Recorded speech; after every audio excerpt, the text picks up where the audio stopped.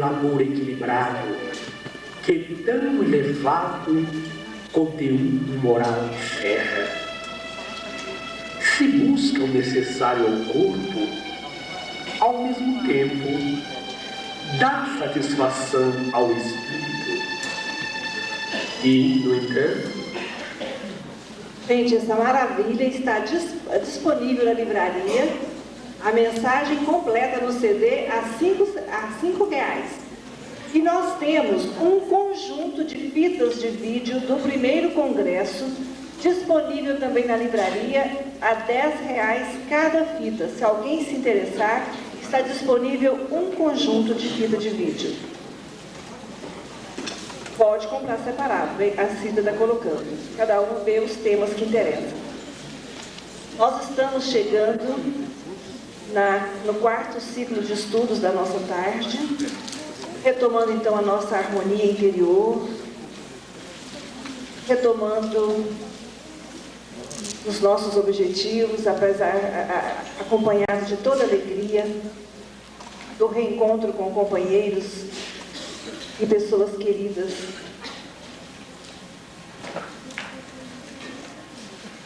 Maurício queria que apresentasse ele apenas Maurício só, mas o nome dele não é Maurício só.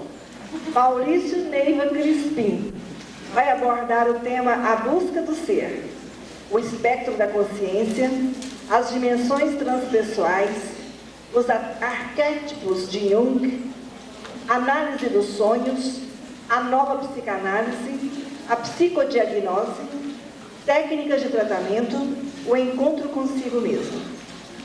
Maurício é nascido em Goiânia, em 18 de novembro de 54, é médico com residência em clínica geral, curso de pós-graduação em homeopatia e especialização em pneumologia.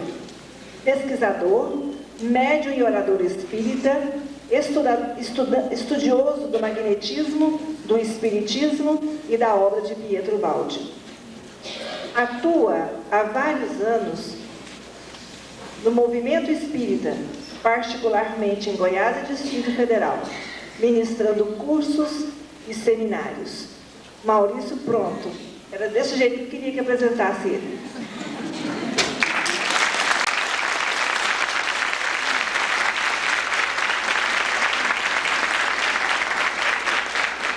Meus amigos, muita paz.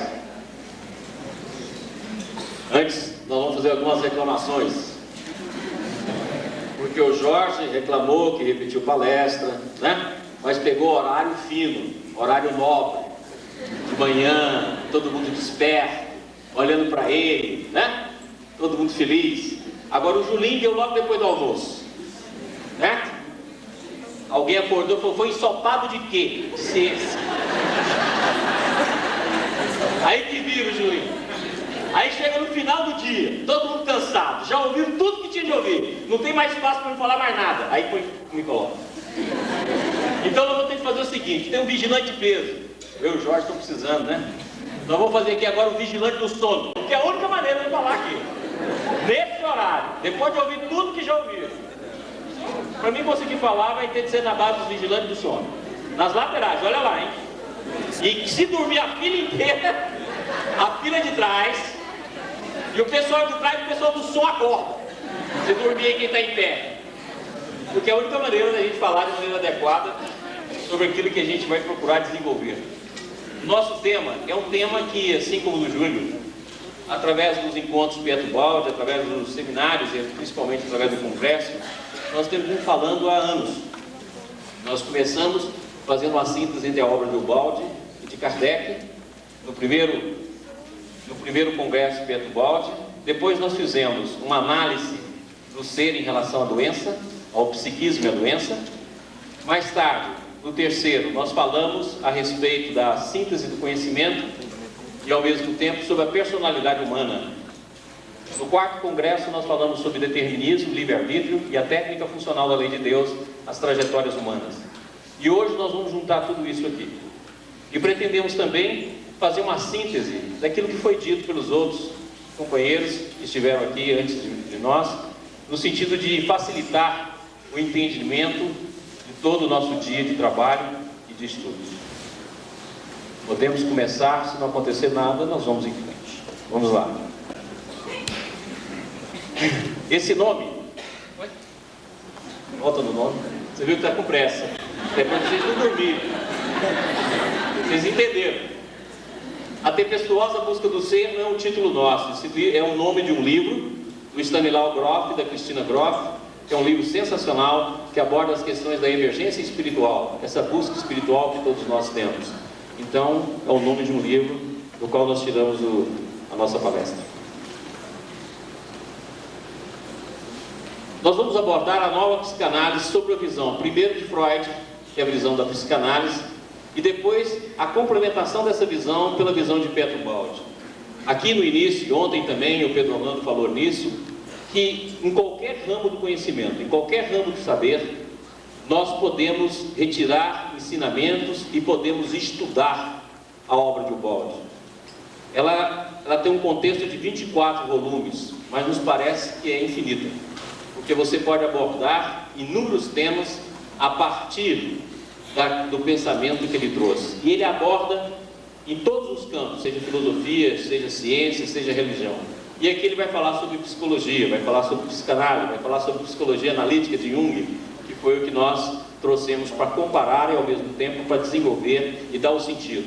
Quem quiser ler, é só procurar a técnica funcional da lei de Deus. Lá está o centro desses pensamentos do qual nós tiramos para que a gente possa estudar. Então vamos lá. Sigmund Freud nasceu em 6 de 5 de 85, na antiga Tchecoslováquia, faltou o T aqui, mas não tem importância que não existe mais. Morou em Viena até 1938, quando migrou para a Inglaterra. Terminou o curso de medicina pela Faculdade de Viena aos 26 anos. Em 1896, usou o termo psicanálise pela primeira vez para descrever os seus métodos. Então, 1896. Em 1900, editou sua primeira obra, Interpretação de Sonhos, está completando agora 100 anos.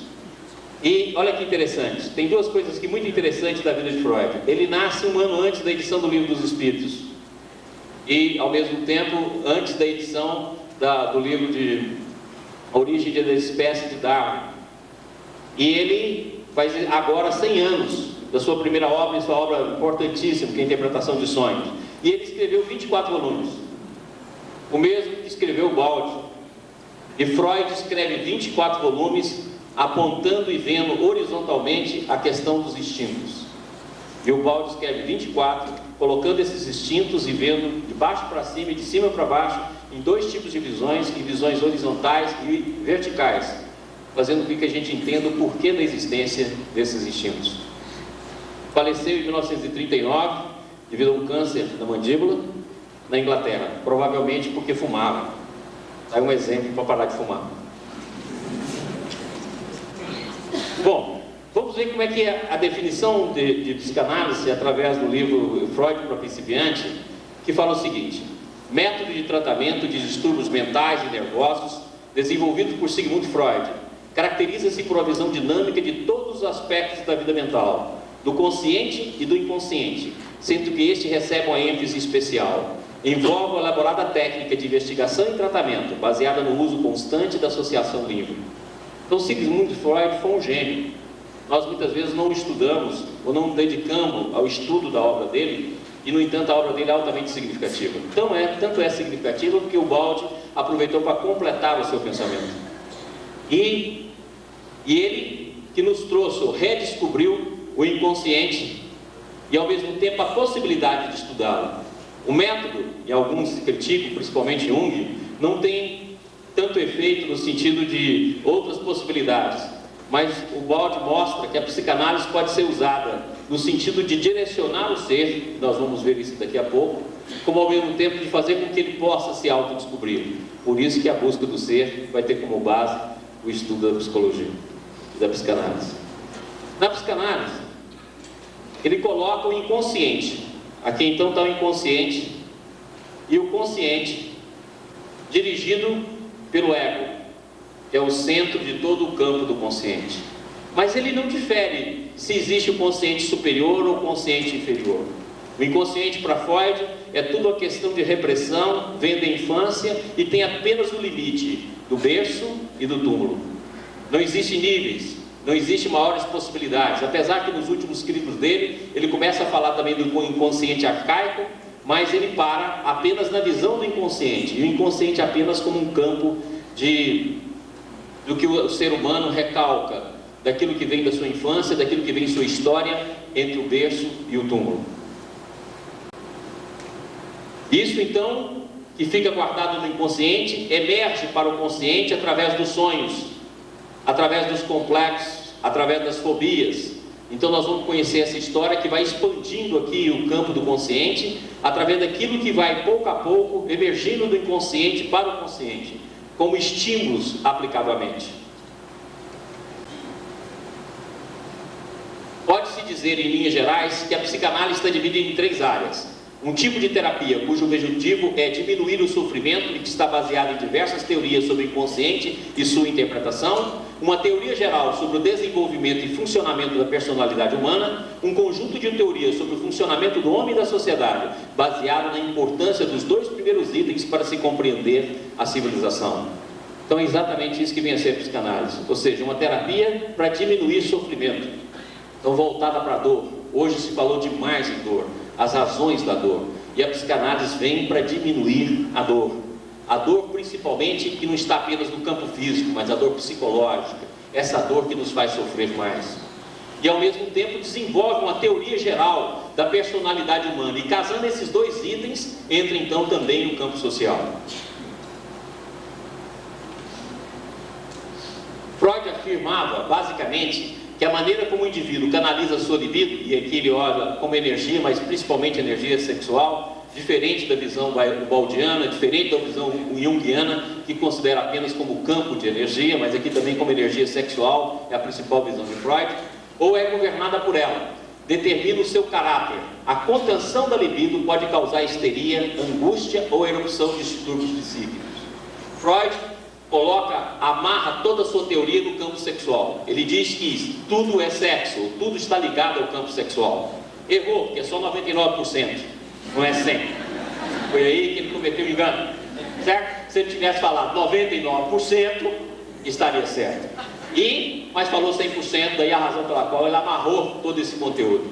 Mas acontece que tem uma importância fundamental, porque não tenha dúvida, na fase que ainda nós estamos, e nós não podemos esquecer disso. Ele tem aquela frase do Livro dos Espíritos, né? Que diz que o homem está exatamente a distância que tem entre o homem e o animal, é a mesma distância que tem o homem e Deus. Nós estamos a meio caminho. Olha, se estamos a meio caminho, é sinal de que nós temos dentro de nós um animal, que o Baldi chamou de besta, que chamou de fera, que está dentro de nós. E esse animal atende 2 instintos básicos, que é a fome e o sexo. E esses instintos básicos estão dentro de nós, casado com o terceiro, que é o instinto do poder, porque nós somos decaídos. O que a gente queria? Mandar no sistema, certo? Se possível até escolher quem ia cair. Você, gostei, pode cair, certo? Mas como não foi possível, a gente caiu junto antes de fazer a lista. Então consequentemente nós passamos a ter problema. E daí a razão pela qual a gente tem vontade de poder. Qualquer experiência que nos dê, a gente já está mandando. E já está tendo preferências, porque esse instinto do poder está dentro da nossa alma. E esse instinto do poder foi estudado muito por Jung, foi estudado muito por Adler, que trouxe uma visão da importância desse instinto em nossa vida. Resistência e o recalque são características gerais da mente humana. Olha o que ele descobriu. É lógico, se nós entendemos a teoria da queda, e na hora que a consciência começa a acordar, a primeira coisa que nós vamos recalcar e vamos ter resistência a tudo aquilo que a gente não aceita em nós. Olha para os nossos defeitos e as nossas paixões. Quem os aceita? Mentirosa. Então, é exatamente assim que acontece, ou seja, nós não aceitamos aquilo que nós verdadeiros somos em essência, as nossas fraquezas. Somos até capazes de falar nela desde que ela nos renda a vaidade. Eu sou muito orgulhoso, certo? Eu sou até feio. Você viu o Júlio falando? Eu sou até feio. Mentira, até para ele falar que era bonito, certo? Para todo mundo falar assim, não, você é tão bonitinho, né? Mas como não veio, ficou frustrado. Então resistência e recalque são características gerais da mente humana, ou seja, está em nós. Por quê? Porque exatamente nós vamos ver isso como um princípio da queda. e da negação de nós mesmos, principalmente da negação da imagem daquilo que nós não aceitamos. E dentro da teoria psicanalística, aqui tem um quadro de Dali, né? A interpretação dos sonhos, na verdade, é a via régia para o conhecimento do inconsciente. É o alicerce mais firme da psicanálise. E isso aí é outra coisa espetacular que Freud descobriu. Tem até no Talmud uma frase que eu falo muito quando faço palestra de sonho, que fala o seguinte: sonho é uma carta que Deus nos envia, e você não abre e você não lê. E Freud redescobriu a questão do sonho, mostrando que ele é um dos alicerces mais firmes da psicanálise, uma forma de acessar o inconsciente, principalmente acessar aquilo que em nós é recalcado, aquilo que em nós tem resistência, porque durante o sonho, principalmente o subconsciente, emergem todos esses fatores, e é fácil então ler e reconhecer o que você verdadeiramente é. Nós podemos até dizer: conte o teu sonho, que eu direi o que você recalca ou que você tem resistência. Porque a maioria dos nossos sonhos são elaborados dentro desse contexto. Freud já estava trabalhando na análise dos sonhos e começou a perceber, com uma frequência cada vez maior, que o desejo inconsciente que se manifestava no sonho vinha das memórias da infância. A partir desta análise, chegou à conclusão de que o inconsciente do adulto era formado pela criança, que se esconde dentro de cada um. O amor pela mãe, a rivalidade com o pai, o medo da castração, a solução desses sentimentos na entrada da vida adulta e seus efeitos permanentes nos sonhos e no inconsciente. Nós estudamos, principalmente aqueles que estudam a doutrina espírita, e o Baldi também fala nisso, da importância que existe do momento da concepção, do momento da recepção do espírito reencarnante, até a idade de 7 anos. Os espíritos chegam a dizer, e Emmanuel então fala demais disso, André Luiz fala demais disso, da importância desse período. E a gente vê falar, mas não leva em consideração. Tanto é que nós que somos pais, poucas vezes estamos atentos, como diz Adelaide hoje cedo, para esse fator, o desenvolvimento da criança de 0 a 7 anos. E no entanto, aqui também na psicanálise, acaba-se descobrir que essa criança continua viva dentro de cada adulto. E todos aqueles traumas, todos aqueles sentimentos, todo aquele processo entre mãe, pai, filho, etc., está dentro desse ser. E são causa de vários distúrbios, de vários problemas que nós carregamos. Tá certo? Tá dormindo? Você não olhou, eu falei para você. Dormindo. A aula é sobre o inconsciente, mas através do consciente. Bota aí. Vamos lá. Agora, olha aqui que o Baldi fala sobre o trabalho de Freud e seus continuadores. Olha o que ele diz. A psicanálise fica fechada dentro dos 2 limites estreitos do nascimento e da morte física, abrangendo assim só um trecho mínimo de nossa verdadeira existência, o qual é curto demais para nos explicar o que mais é necessário saber. Como o Julinho falou aqui do pensamento materialista da ciência. E a psicanálise ficou nesse pensamento, apesar que Freud teve inúmeras chances de abrir para a reencarnação, teve inúmeras chances de abrir para a existência do espírito, mas não quis. Porque ficou com medo da psicanálise ficar fora do contexto científico. Teve várias chances, Jung então fala sobre isso nas suas memórias. E ao mesmo tempo, Jung, que teve a coragem de ir um pouquinho mais além, acabou ficando fora. Ou seja, já não tem ao mesmo respeito que se tem por Freud, ou não se tem o acatamento na ciência oficial por Jung, como se tem mais por Freud. Exatamente porque avançou um pouco mais nesse pensamento e teve coragem de entrar no campo da alquimia, teve coragem de entrar no campo da religião. Freud tentou manter isso aí no sentido de ter uma concepção científica mais forte e ser aceita pelo pensamento. Daí então a razão por que ele não foi um pouco mais longe. Mas o Baldi, que não tem compromisso com grupo nenhum, porque é um pesquisador puro da verdade, ele mostra que esses limites estreitos da análise da psicanálise é muito pequeno para se analisar verdadeiramente o ser.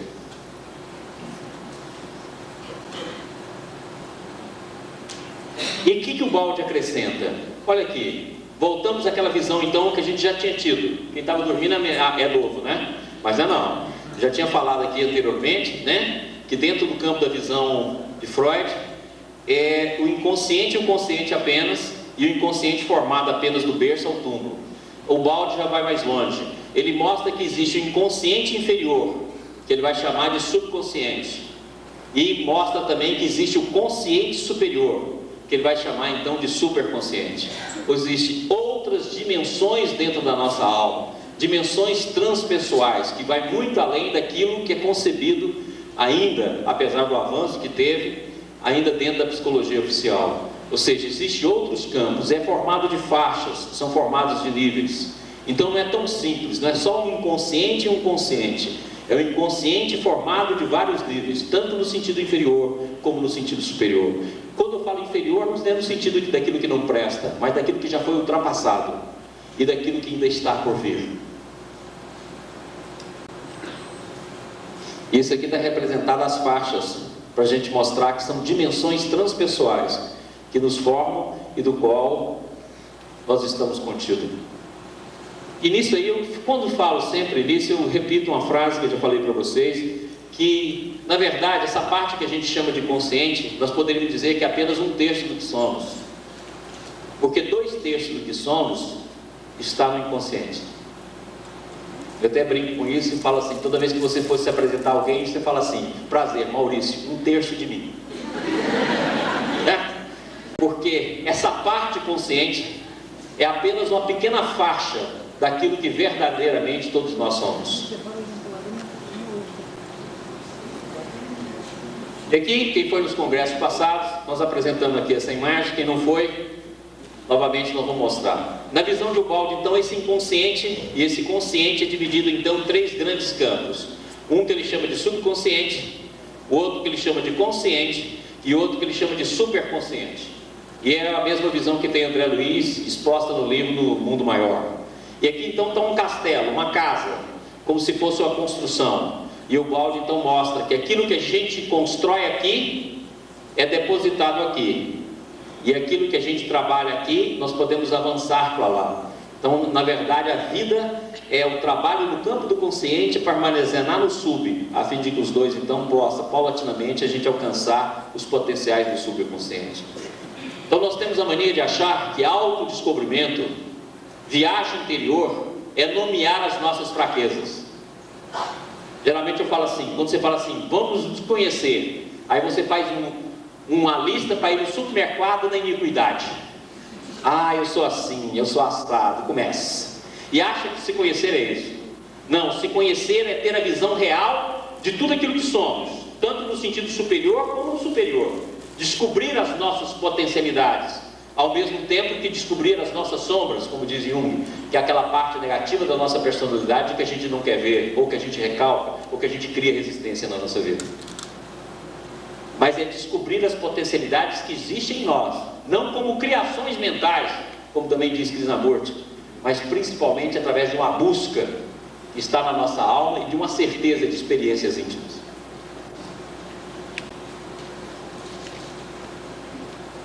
E olha o que diz o Ubaldi em Princípio de uma Leva Ética. Não pode fazer isso uma psicanálise como a atual, incompleta, porque não vai além do momento do nascimento, ficando assim limitado no terreno dos efeitos, ignorando o das causas, do qual tudo deriva.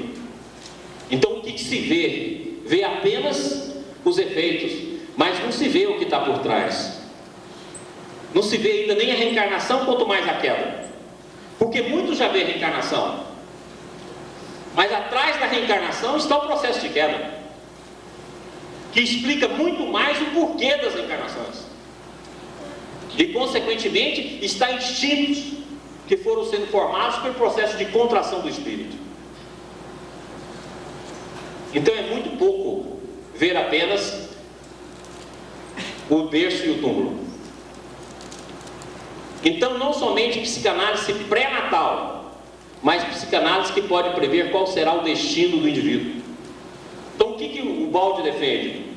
Não só uma psicanálise que volta antes do útero, não só uma que está ali antes do neném nascer, mas uma que vai antes do útero, mas uma também que saiba conduzir o indivíduo, a fim de que ele construa um destino adequado, que faça uma trajetória adequada. Tanto é verdade que um dos últimos livros de Ubaldi é exatamente Pensamentos, onde ele vai fazer análise de casos verídicos e vai mostrar como a gente faz essa trajetória de maneira adequada, traçando o nosso caminho evolutivo de forma consciente, direcionando a nossa vida. E ele fala que aí estaria o grande atributo da psicanálise. Não é só descobrir os problemas, não é só vir até o útero, é ir depois do útero, mas acima de tudo ajudar o indivíduo a construir o seu futuro, ou seja, ajudar o indivíduo a evoluir. Tudo bem? Está precisando acordar aí, não? Estão entendendo também? Se não tiver, eu repito tudo de novo. Volta aí. Posso ir? Vamos lá.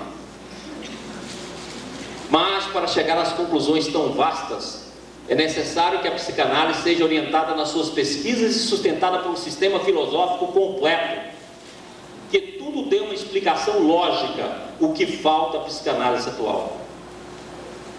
Só faltou ele escrever assim, entre parênteses: basta estudar meus livros. Mas a modéstia não deixou. Mas seria o ideal.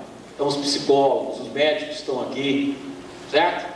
E todos aqueles que trabalham dentro desse campo, não só o psicólogo, mas os educadores, deveriam levar muito isso aqui em conclusão.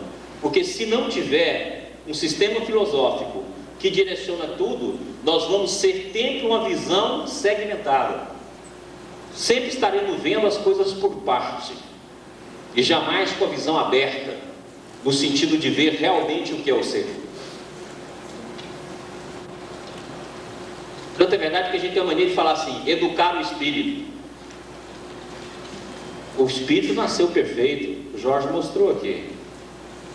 Nós vamos educar o espírito caído. É diferente? Porque dentro da alma, tanto é verdade, está no livro dos Espíritos, onde está escrita a lei de Deus, na consciência. Já está. O que fez foi a contração que nos afastou de nós mesmos, criando um ser que é aquilo que a gente chama de ego. Então esse ser que precisa de educação. E educá-lo para quê? Para encontrar esse outro ser que está dentro da alma.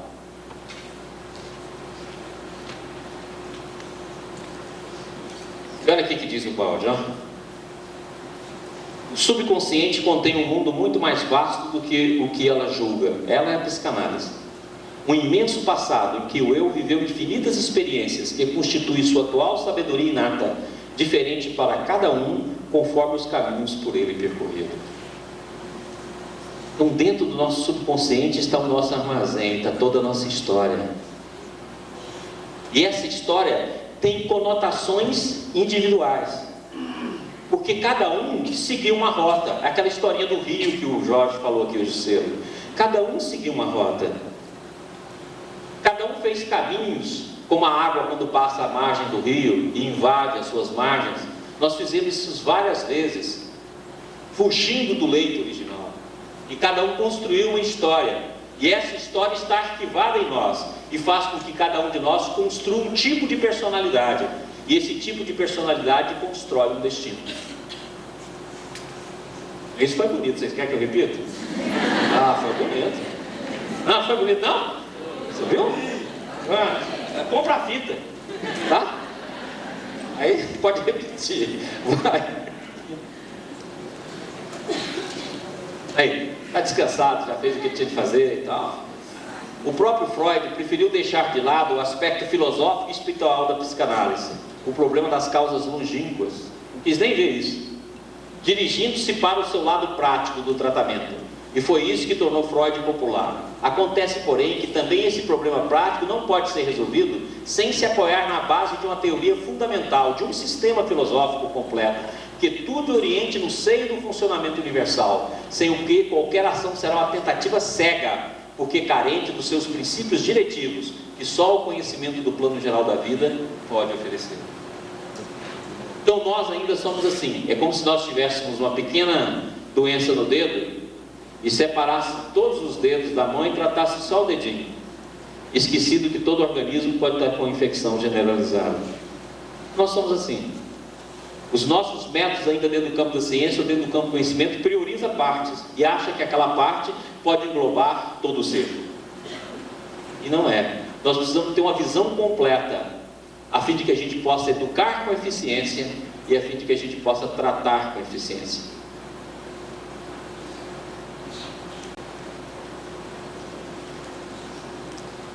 Isso é Gilbaldi. Psicanálise. Para nós, ela é a arte de fazer pesquisas no subconsciente. Olha o que ele diz: a arte.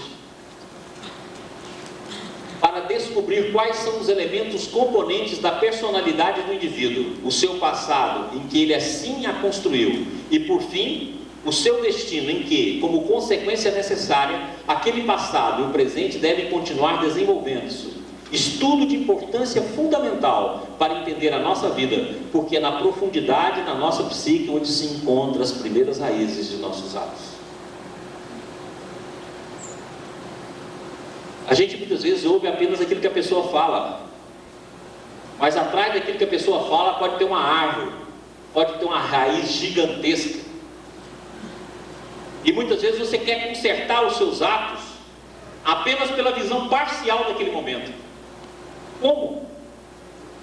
Vamos ver só uma visão. Vamos colocar aqui em termos de evolução. Vamos pegar, por exemplo, o que diz o Balde em Grande Síntese, vamos pegar o que diz André Luiz em Evolução em Dois Mundos. Ele diz que os nossos instintos, porque a evolução através do campo do animal durou bilhões de anos, e a nossa consciência tem apenas 40, a nossa razão só tem 40 mil anos. Como é que 40 mil pode dirigir e pode conter e pode recalcar bilhões de vidas desenvolvidas em formas distintas no campo animal?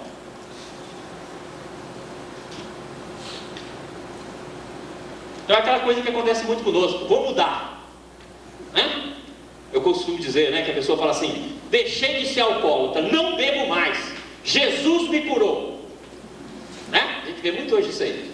Passa 2 dias, está bebendo bar do Jesus, que é perto da casa dele lá, desce mais 2 vezes Jesus. Por quê? Porque na verdade foi apenas uma mudança instituída como força apenas pelo campo mental, nunca pelo estudo real. Eu costumo dizer, por isso que os alcoólatras não dão tão certo, porque ele não fala que você deixou de ser alcoólatra, ele diz: eu sou alcoólatra, não bebi hoje. É a consciência da raiz que está em si, é a consciência daquilo que está dentro dele. Os narcóticos anônimos, tenho trabalhado muito com viciados ultimamente, os narcóticos anônimos também são assim. Eu parei de beber. Não, eu não bebi hoje.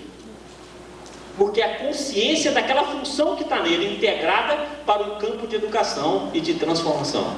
E não simplesmente uma negação do próprio estado, achando que com isso vai dominar os instintos.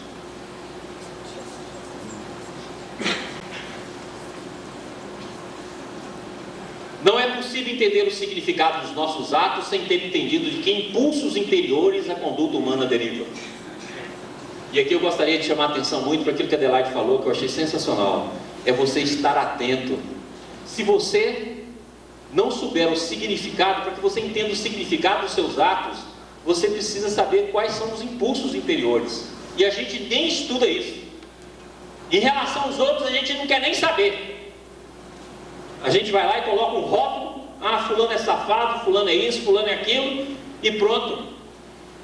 Esquecidos que muitas vezes ele tem lutas semelhantes à nossa, e que se ele é fraco em determinado ponto que a gente acha que é forte, outras fraquezas também existem dentro da nossa alma.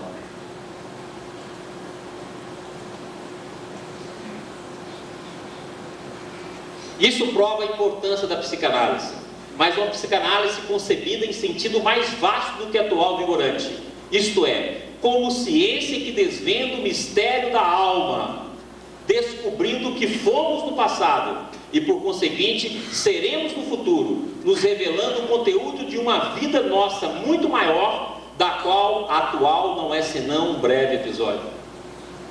E quando a gente fala passado, muita gente fala assim: aqui que eu fui em reencarnação passada. essa pergunta deveria ter sido substituída para o que eu fiz em reencarnação passada. Porque não importa o que você foi, rei, rainha, lavador de carro, guardador de carro, não importa. Importa o que você fez, porque aquilo que você fez constitui em você agora um determinismo. Porque é aquilo que a Adelaide falou hoje, livre-arbítrio é apenas o determinismo é apenas o livre-arbítrio usado. Já usou. E isso vai trazer em nós determinadas consequências, que vai fazer com que o nosso destino seja dirigido para determinado ponto da existência. Então é fundamental conhecer esse patrimônio, não como fatos, mas como inclinações, como tendências, como impulsos.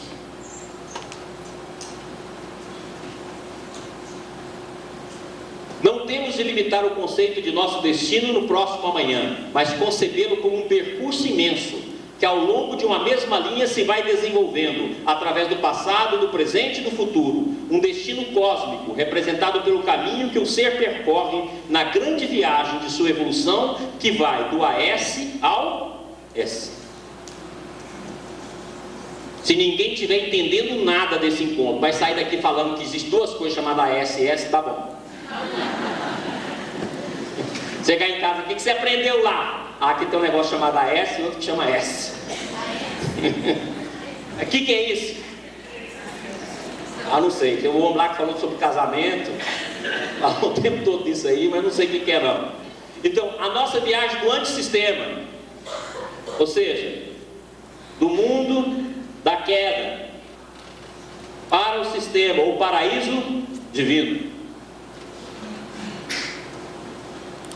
Então, para o sistema ou paraíso divino, tudo aquilo que está fora do paraíso divino é antissistema. Como a gente está no paraíso divino, a gente não sabe o que é antissistema, correto? Porque nós nunca saímos de lá, né? Lembra disso? O Jorge falou hoje que é uma queda interior. Vamos lá. O indivíduo nasce já feito com uma personalidade sua, que se revelará depois, mas que já existe. Ou seja, quando a gente pega um neném, nós estamos pegando alguém que tem uma história milenar de bilhões de anos. Ele já está feito. Tanto é verdade que quando ele chega na adolescência e começa a se mostrar tal coisa, você fala, mas menino, onde você tirou isso? Eu não te ensinei isso. Então, se ele tiver uma carga enorme, você fala, pai, não estou nem aí para o que você me ensinou. Por quê? Porque aquilo que ensina muitas vezes não tocou ainda, devido ao conteúdo que ele traz dentro de si. E a gente acha que a nossa simples educação, que nós vamos dar aos nossos filhos, é capaz de fazer com que os nossos filhos trilhem exatamente aquilo que a gente quer. E o conteúdo que ele já traz, que a gente nunca estuda, nunca vê, nunca nota. A gente até costuma dizer assim, né? Os filhos são diferentes. Mas a gente quer torná-los todos iguais, para não dar trabalho para a gente. Né? Quanto menos trabalho, melhor. E, no entanto, o trabalho de educação é o maior que existe. É aquele do qual nós temos de suar mesmo. Porque para educar o nosso filho, a gente tem de educar a si mesmo. Caso contrário, nós não educamos ninguém. A psicanálise, através da leitura do subconsciente, estudando as características mais espontâneas do indivíduo, pode chegar a uma psicossíntese. Olha, naquela época ele falava nisso. Que revela qual é a direção que ele tomou no trabalho de construção de sua personalidade. Ou seja, chegar, pegar o indivíduo e descobrir o que ele já fez de lá para cá. Consequentemente, quais vão ser os impulsos que vai levá-lo.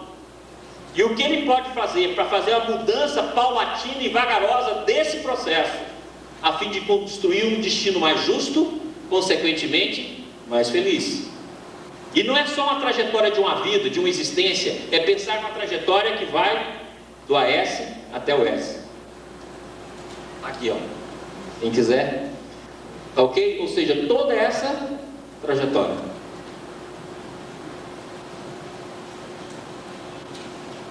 O ponto de partida é a ignorância do AS do qual se procura sair por tentativas, movido pelas conquistas do desconhecido.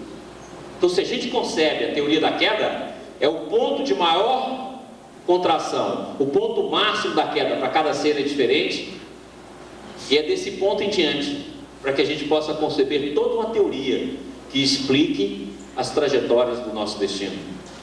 Porque muitas vezes, gente, a gente acha que a gente escolhe. A gente tem mania de falar assim, livre-arbítrio. Mas a gente esquece que muito do nosso livre-arbítrio é condicionamento. Nós estamos condicionados dentro daquele conceito, dentro daquele impulso. Então não é livre-arbítrio. Livre-arbítrio é a possibilidade de você escolher. Seria como se você pegasse um bêbado que é 100% alcoólatra. Aí você coloca um copo d'água e um copo de cachaça e fala assim, você escolhe o que você vai tomar. Olha, ele não tem escolha, ele está condicionado no alcoolismo. Ele não escolhe, ele tem um condicionamento psíquico que ele já desenvolveu. E quantas vezes nós agimos assim na nossa vida, achando que estamos escolhendo, porque nós temos uma certeza íntima. Só que essa certeza íntima pode ser um condicionamento, derivado não só dessa existência, como de existências passadas, que nós acostumamos tanto a nutrir aquele condicionamento, que já não sabemos separar dele da nossa natureza. E aí falamos que escolhemos.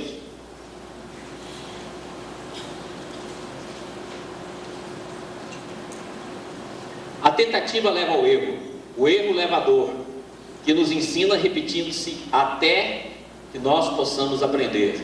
Olha aqui, aquilo que foi falado aqui, a maneira de anular a dor é a própria dor.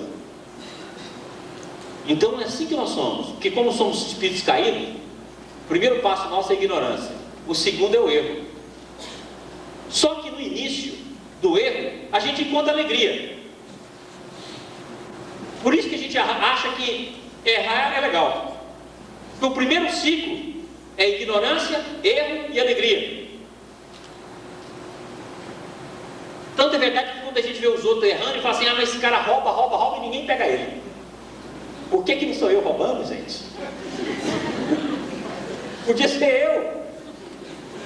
Agora tem outro lá que vai e rouba a galinha presa.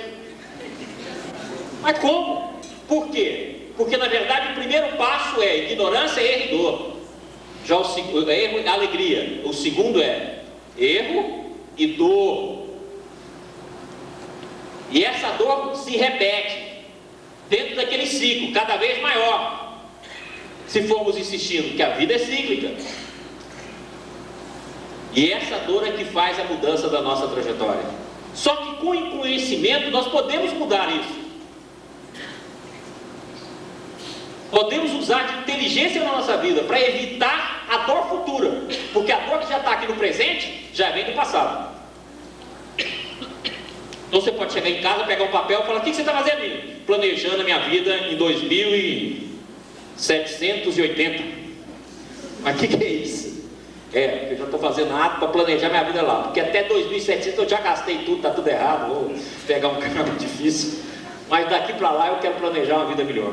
Ou seja, porque dependendo da forma como você se coloca aqui na vida, isso vai virar um determinismo, que vai agir nas futuras, apesar de você ainda pegar aquilo que você já gerou nas outras. Porque como diz André Luiz, Deus permite que a gente pague a prestação aquilo que a gente adquire por atacado. Você já vai lá e faz assim um monte de atacado de erro, e depois você vai ter que pagar a prestação. Mas tem uma chance de você construir um futuro fazendo um atacado de inteligência que possa dirigir melhor a sua vida. Estou achando vocês meio quietos, meio calados, não ri mais. O que houve aí? Pessoal do fundo aí, ó.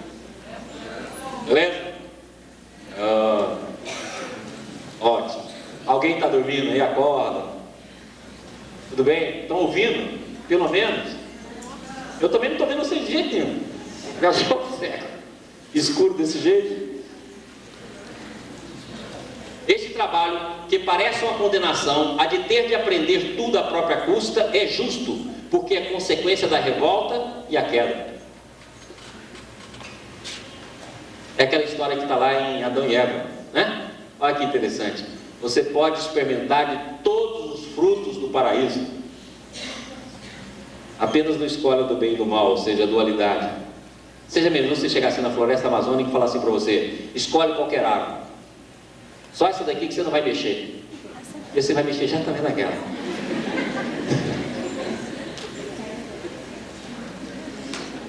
Né? Vai mexer exatamente naquela. Então é justo. Fomos avisados, não tínhamos o conhecimento, mas fomos alertados. E é lógico que o destino bata nos pontos mais fracos da personalidade, os mais desprovidos de experiência e conhecimento, onde mais domina a ignorância e, por conseguinte, o erro e a dor. Então todos nós temos um calcanhar de Aquiles, é lá que a dor vai bater. E lembra que a dor também vai bater em ciclo, na perna espiral. Se você notar, as suas dores sempre são de um mesmo sentido e sempre expandindo mais. Antigamente, só a sua mulher falava mal de você. Agora o vizinho, seu chefe. Você vai insistindo e a dor também vai ampliando. É por isso que, se a gente pegar uma vida, você vai ver que tem uma série de dores semelhantes, muitas vezes maior em cada momento, mas altamente semelhantes, que são tudo desenvolvidas dentro de nossa fraqueza maior, ou dentro da nossa falha maior, ou do nosso defeito predominante, como diz o Gomes. E é exatamente para esse ponto que tem que estar voltado todo o trabalho. Aí, vai que o Jorge não explica direito a queda. Aí eu fiz esse desenho.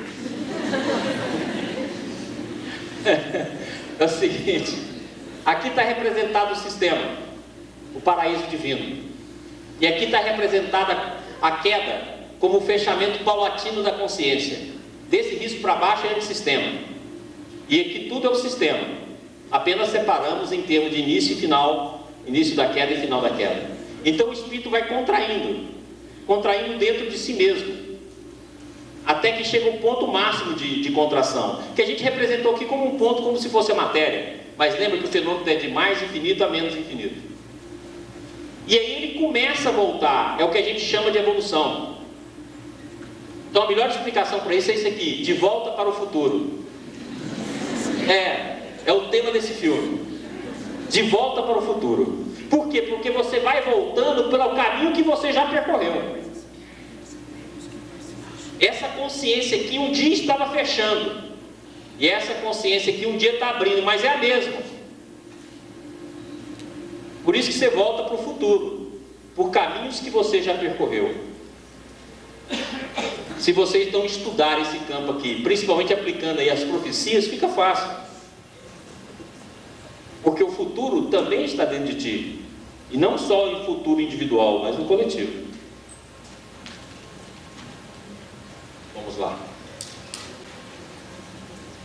A psicanálise tem que descobrir quais são esses pontos onde somos mais vulneráveis, contra os quais se encarniça o destino, porque neles está o desvio que a lei quer endireitar. Olha a expressão que ele usa, ó, encarniça o destino, aquilo que eu falei. A dor vai vindo, repetindo, até te corrigir. Então aquela história do Jorge: se Jesus nos abandona, a dor também não nos deixa não, até que a gente aprenda. Você vai por aqui, ela vai com você até te espremer na parede. Aí você muda, vai de novo para cá, ela te espreme lá, de muda. Aí você quer voltar, ela te vai, deixa você e volta, empurra você de novo, mas não te deixa não. Então, para a gente poder aprender, a dor só nos deixa no portão da felicidade, e a gente só chega nele depois de vivenciar as dores e compreendê-la como amiga, e transformar os nossos destinos. Então, você passar pelo portão, ih, bobão, ficou. Mas até chegar lá, vai ter de ralar. Vamos. É a psicanálise psicanálise que pertence à tarefa de dirigir esse trabalho, orientando as consciências de forma científica, positiva e inteligente. Não é só uma questão de crença. Ah, porque eu sou cristão, eu tenho que me tornar bom. É uma questão de orientar a consciência de forma científica, positiva, inteligente, sabendo por quê. E é isso que nós precisamos começar a fazer, porque nós temos condições de fazer isso dentro das nossas casas, dentro dos nossos trabalhos espirituais, porque chegou o momento para isso. E principalmente fazer a autopsicanálise, que é o trabalho conosco mesmo.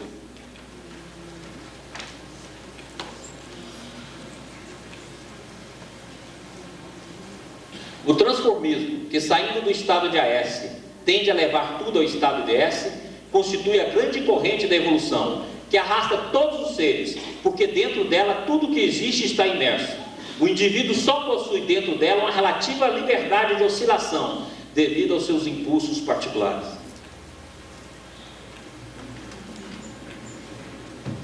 Só existe um determinismo, que é o determinismo do amor e da evolução, porque esse determinismo é o livre-arbítrio do Pai.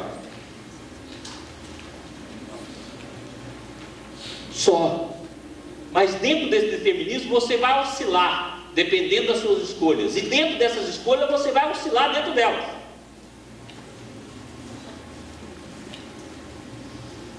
Mas até que você siga todo esse curso do AS até o S.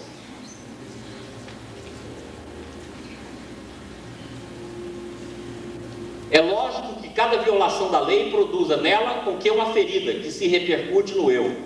É fatal que cada inversão de rota do ser no caminho evolutivo gere para ele uma correspondente inversão de valores, de modo que o positivo se torna negativo. Alegria, qualidade do S, se torna dor, qualidade do S. Então a dor batendo sempre, formando feridas dentro da nossa alma, até que haja essa transformação. É lógico que qualquer violação da lei, como na primeira revolta, e tudo está baseado nela, volte a gerar as qualidades do AS, como cada esforço para realizar a vontade da lei tenda a gerar as qualidades do S. Por isso que Jesus tinha tanta felicidade, porque ele diz, olha, a minha vontade é fazer a vontade do Pai. E a nossa é fazer a nossa. E a gente não sabe nem qual é. E em cada momento a gente muda.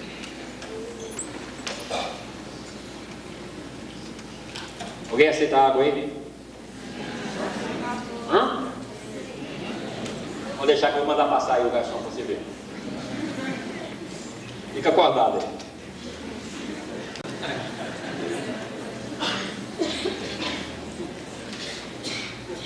Eu estou usando material que dá para a gente ficar aqui até amanhã. Nós nem chegamos ainda na metade da história. O inconsciente coletivo. Você imagina, Jung descobriu uma coisa que a física quântica, que o Júlio falou aqui, demonstra. Se a gente não dá conta da gente, mais não desse inconsciente coletivo. Tinha de inventar mais essa? Vamos ver o que é isso. Dentro desse tema nós vamos ver a personalidade humana, que nós já falamos isso nos outros congressos, as três vozes, o inconsciente coletivo e os arquétipos. Só uma pausa para o descanso.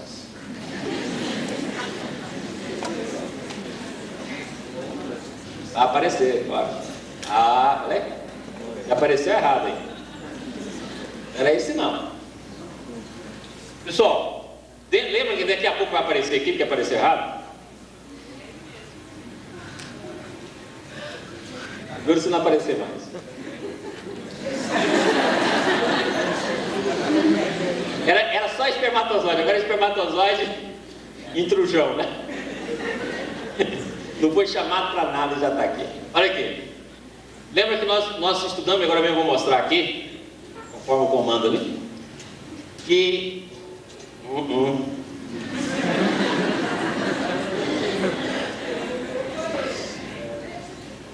estivemos fora do ar por problemas técnicos. Aquela personalidade, aquele gráfico da personalidade, está aí não? Não? Sumiu. Jolinho sumiu. Pessoal, olha aqui, tá bom, deixa ele aí. Na formação dos nossos corpos físicos, eu já falei isso aqui no congresso passado, nós temos o espermatozoide, que é um elemento altamente especializado. Se a gente fizesse o que o espermatozoide já faz, a gente estava feliz. Por quê? Porque é um elemento altamente especializado que cumpre a sua função diante da vida. Mas nós não podemos esquecer que o espermatozoide não é apenas uma composição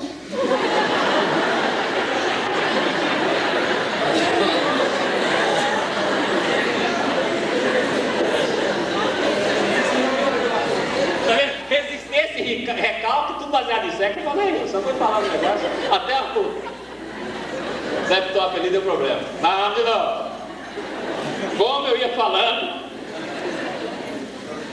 ele não traz só conteúdos genéticos, mas traz também conteúdos psíquicos. Para a gente entender, o espermatozoide também tem aura, e nessa aura está gravado todo o conteúdo psíquico dos nossos pais. Então, quando a gente recebe o espermatozoide na formação do corpo, nós também estamos recebendo cargas genéticas e cargas psíquicas. É por isso que quem lê as obras espíritas vai ver os espíritos indo lá, tentando reencarnar e influenciando o pai. Ô pai, produz o espermatozoide melhorzinho para mim reencarnar, dá um jeito aí, melhora a mente, eu preciso. Então o pai encarnado, eu sei como o espírito, vai pai, melhora, não faz isso não, pai. Quem já leu lá Missionários da Luz, você vê lá, os seus mundos lá, vai paizinho, vem cá, rezando e tal, para tentar melhorar o espermatozoide, para ver se dá uma condição psíquica melhor para ele. Né? E o pai é difícil, porque são milhões de espermatozoides. A mãe, pelo menos, um ovo só. Vai, mãezinha, vai, melhora isso aí. Agora, o pai é milhões. Você correndo atrás, vai, melhora. É difícil. E aqui, olha o óvulo. Apresenta-se a aura do óvulo. Você pode até falar, eu tenho um óvulo de aura azul. Meu filho vai nascer de sangue nobre. Olha aqui. Dentro dele está todo o conteúdo psíquico dessa mãe. E juntando com o espermatozoide, vamos ver a fusão. Olha lá. Esses dois conteúdos, então, vai formar o conteúdo genético e psíquico, que vão constituir aquilo que o Balde fala de forças paternas e forças maternas, que está em nós desde a formação do nosso organismo. Aí, era esse aí primeiro. Então, olha aqui. O Balde diz que a nossa personalidade atual é formada por 4 grandes forças: a força materna, a força paterna, a força do ambiente, onde está toda a educação, e a força do espírito. Esses elementos compõem a nossa personalidade atual. Então, parte de ti são forças vindas do teu pai, parte são forças vindas da tua mãe, parte são fatores vindos do ambiente, e parte é aquilo que a gente traz coordenando todo esse processo espírita. É por isso que você pode pegar, por exemplo, uma determinada criança que muitas vezes não conheceu o pai e que vai desenvolver características de personalidade muito parecida com o pai. Porque na concepção se traz também cargas psíquicas.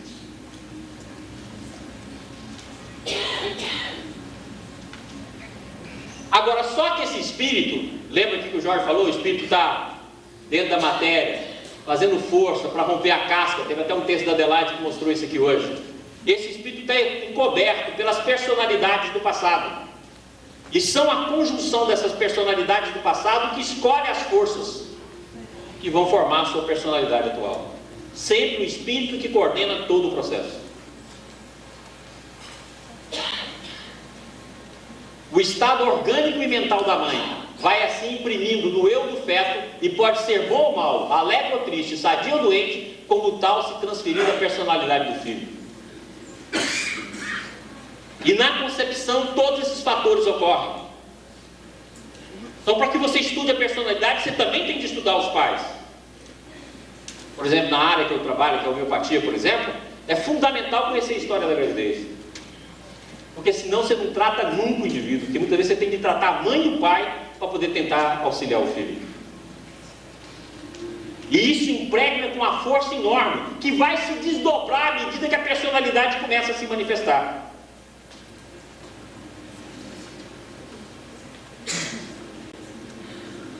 Vamos lá? É aquele problema que a mãe fala, esse menino, o menino deve estar pensando, como bebê essa mãe.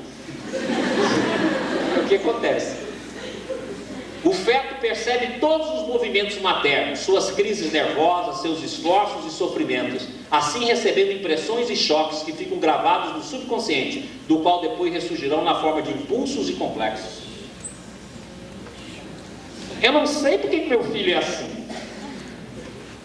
Muitas vezes você pode ter ajudado a ele ser dessa forma.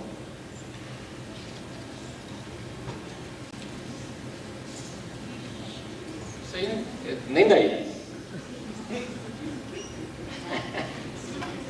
Voltamos então àquela concepção. Aquele quadro, aquela personalidade se desenvolve nessa casa. Então as forças paterna, materna, o espírito, e o ambiente estão aqui, agindo aqui, com as concepções que vêm daqui e com as potencialidades que nós podemos atingir explorando isso aqui. Inconsciente se abrindo, símbolo do Jung. Então, dentro desta casa, isso aqui nós já mostramos também nos outros congressos, nós temos então a razão no campo do consciente, o instinto no sub e a intuição no super. Num capta, o outro assimila e o outro armazena. E é o nosso armazém que constitui a nossa trajetória. Num está as noções superiores, o outro está as conquistas e no outro estão os impulsos. Num está o super-homem. Super-homem aqui não é esse super-homem que a gente vê na TV, não o super-homem de Nietzsche, mas o super-homem no sentido de um homem espiritualizado. No outro está o homem e no outro está a besta. E aqui embaixo tem espaço para mais besta ainda aqui assim. É a bestona.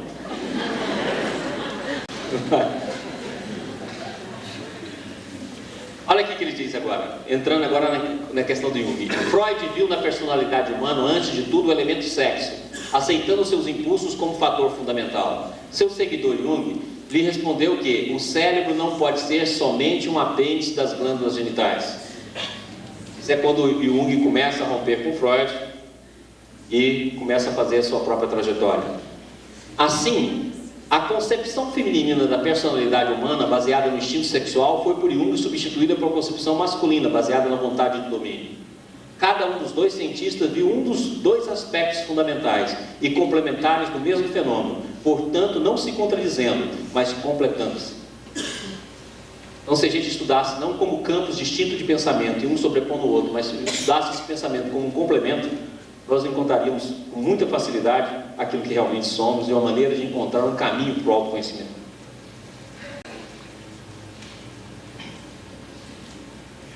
Tudo bem? Entendeu?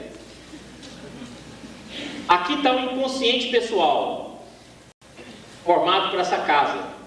E eu peguei então uma visão, toda casa é construída num terreno, que pode formar um condomínio, pode formar uma cidade. Esse terreno é o inconsciente coletivo do Jung. É a rede da física quântica. Ou seja, nossas casas individuais estão construídas sobre terrenos coletivos, que em última análise é a lei de Ubaldi. É nela que a gente ergue a nossa casa pessoal. Lá? O inconsciente de Jung não é só natureza e mal, é fonte também dos bens supremos. Aquilo que o Ubaldi diz. Jung então via só a parte ruim, ou aquilo que é recalcado, mas aquilo que é recalcado, mas fontes superiores que estão dentro da alma. Da mesma forma pela qual vê o Ubaldi. Vamos lá? Também de Jung. A quarta etapa da psicologia analítica, que é a psicologia que ele fundou, exige, portanto, que se reaplique no próprio médico o sistema que se acredita ser ele qual for. Olha que coisa interessante. Aquilo que nós há pouco falávamos. Ele não só vê esse inconsciente como partes de subida, e também então só mal, mas também a parte boa da nossa alma. E vê também o médico como elemento desse sistema. Então não joga apenas no paciente a sua doença e o médico como elemento de apoio para a sua cura. Mas o médico também envolvido nesse processo, como há pouco nós falamos. Se você não educar a si mesmo, como é que você vai educar seu filho?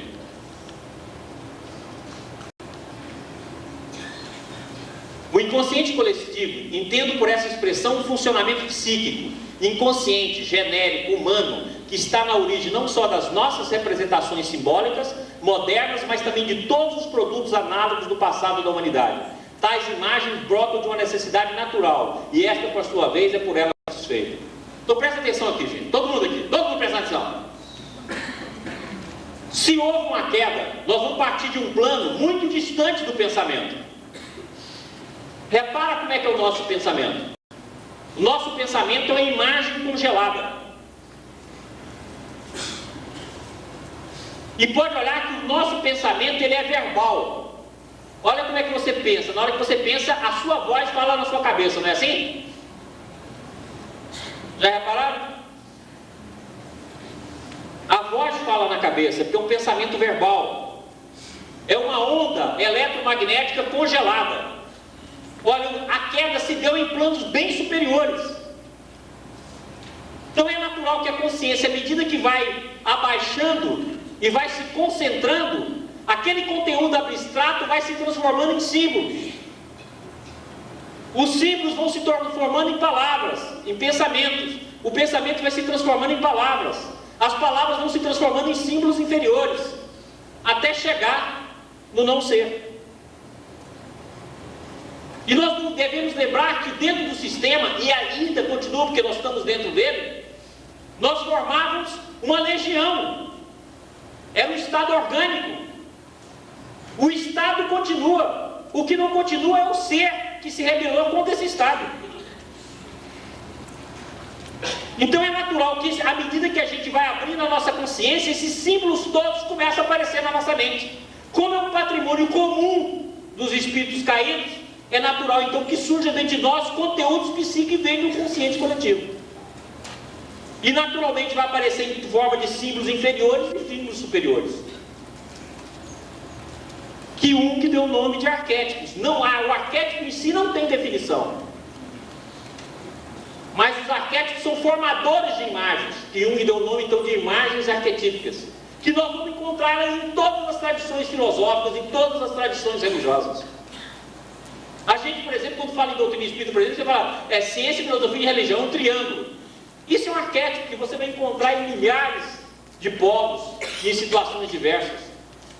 Porque são conteúdos interiores, são conteúdos coletivos que se processam na nossa consciência e que se traduzem em imagens, mas que não são comuns.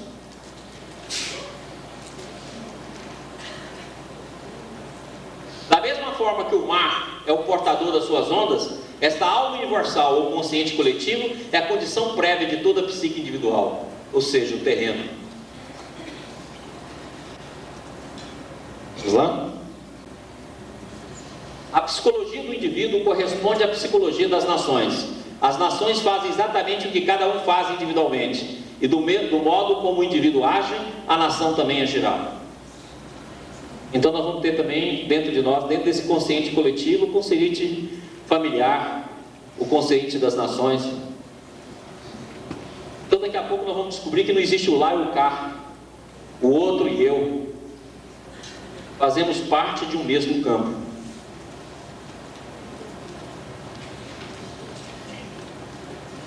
A consciência, por mais abrangente que seja, e é contínua, sendo um círculo menor contido dentro do círculo maior do inconsciente, a ilha rodeada pelo oceano. E assim como o mar, o inconsciente também gera uma multiplicidade infinita de seres vivos, em constante renovação e cuja riqueza é impossível abarcar por inteiro. Então isso é Jung. O consciente é apenas uma ilha, cercada pelo inconsciente. E esse inconsciente, principalmente o inconsciente coletivo, e dele saem seres vivos, que é o que Jung chamou então de figuras arquetípicas, que vão constituir parte integrante do nosso psiquismo. Então aqui nós fizemos uma tentativa de fazer uma psicologia da queda, no sentido de englobar todo esse campo de inconsciente num campo só. Isso aqui é apenas uma tentativa de junção.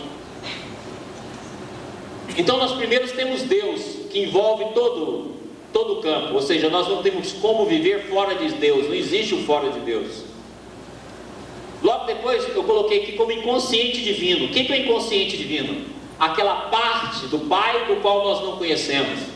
Então ele sempre vai existir um inconsciente divino, porque se Deus é infinito, sempre terá uma parte, daí a razão pela qual tudo é novo na Nova Jerusalém, porque cada momento, se a gente puder expressar em termos de tempo, para poder falar sobre o sistema, algo novo nós estaremos descobrindo, porque estamos a cada passo, cada vez mais penetrando em Deus. Logo depois nós colocamos o self, que é o que Jung chama do si mesmo, ou que a gente chama de espírito. Depois o inconsciente primordial, que é o consciente do início da queda, porque na hora que a gente começou a se fechar, nós começamos a formar um inconsciente primordial, comum a todos os seres que estão caindo. Depois aparece o inconsciente coletivo da humanidade, ou seja, aquele inconsciente que foi formado a partir do desenvolvimento, da evolução, até chegar, por exemplo, na fase que nós estamos, e vai continuar daqui para frente.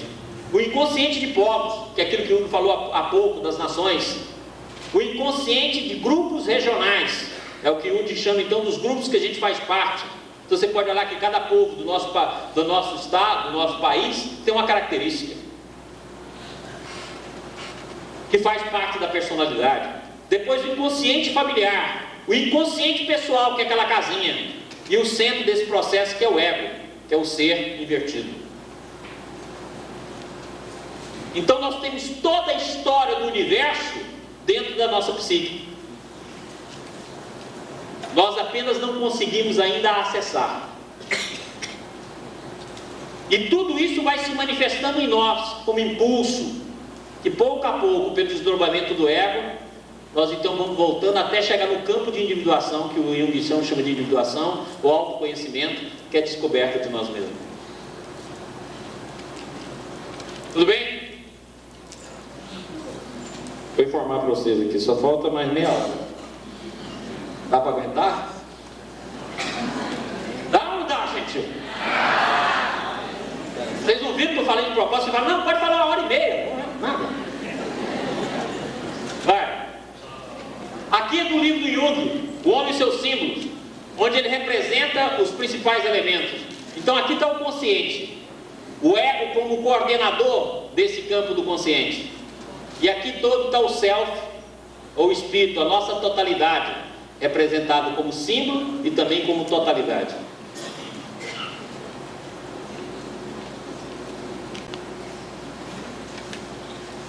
O que é isso aqui? O que é? Hein, gente? Uma espiral? Você matou a aula da Adelaide hoje? Lembra que a Adelaide falou que a gente tem uma consciência exterior superficial? Hein? Olha ela aí.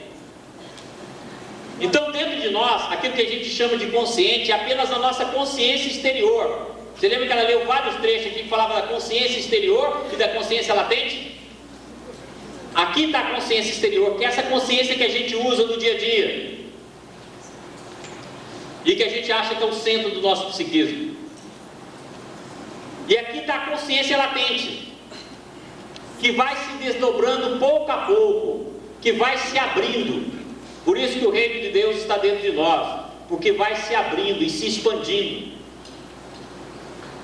até que a consciência exterior se funde com a consciência latente, que é a nossa verdadeira consciência. E esse momento de fusão é o momento então que a gente foge do campo da personalidade. Quem quiser ver a descrição desse momento acontecendo com São Francisco de Assis, é só ver a nova civilização do terceiro milênio. Ele mostra esse processo de fusão que ocorreu com Francisco. O inconsciente pessoal, agora voltando em Jung, contém lembranças perdidas, reprimidas, propositadamente esquecidas, evocações dolorosas, percepções que, por assim dizer, não ultrapassaram no limiar da consciência subliminar. Isso é, percepções dos sentidos que, por falta de intensidade, não atingiram a consciência, e conteúdos que ainda não amadureceram para a consciência. Então, nesse consciente pessoal tem tudo, até as pequenas questões que a gente percebe e guarda, mas que não é capaz de trazer o campo das lembranças e da memória.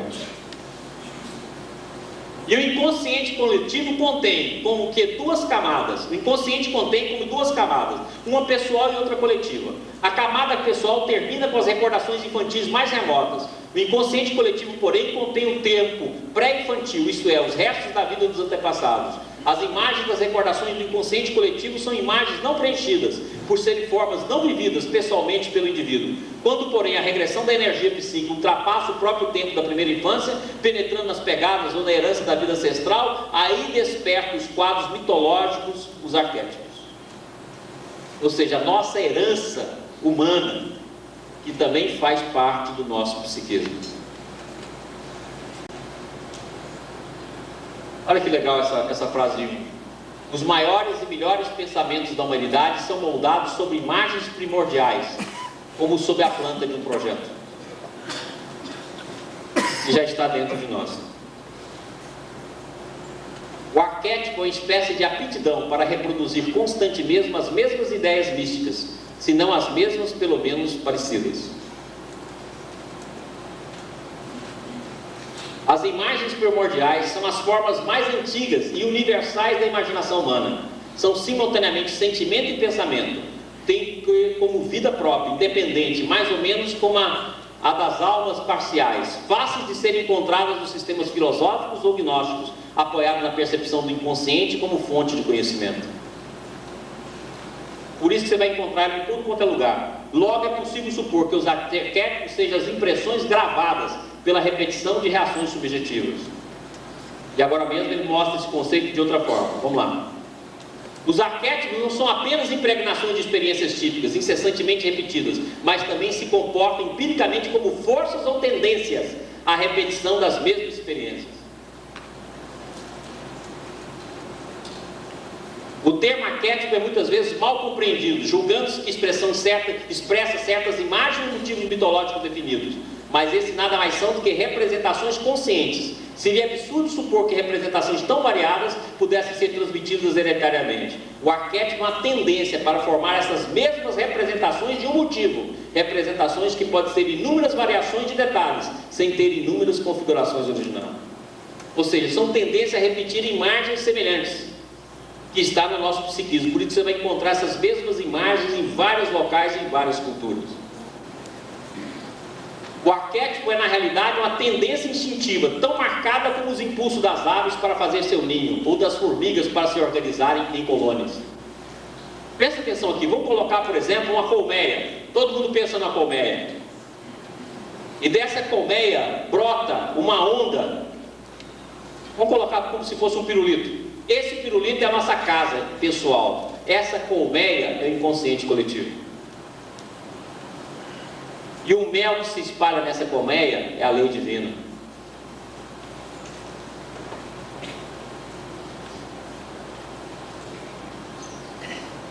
E olha aqui que diz o balde. Os arquétipos equivalem ao que chamamos aos imutáveis princípios da lei.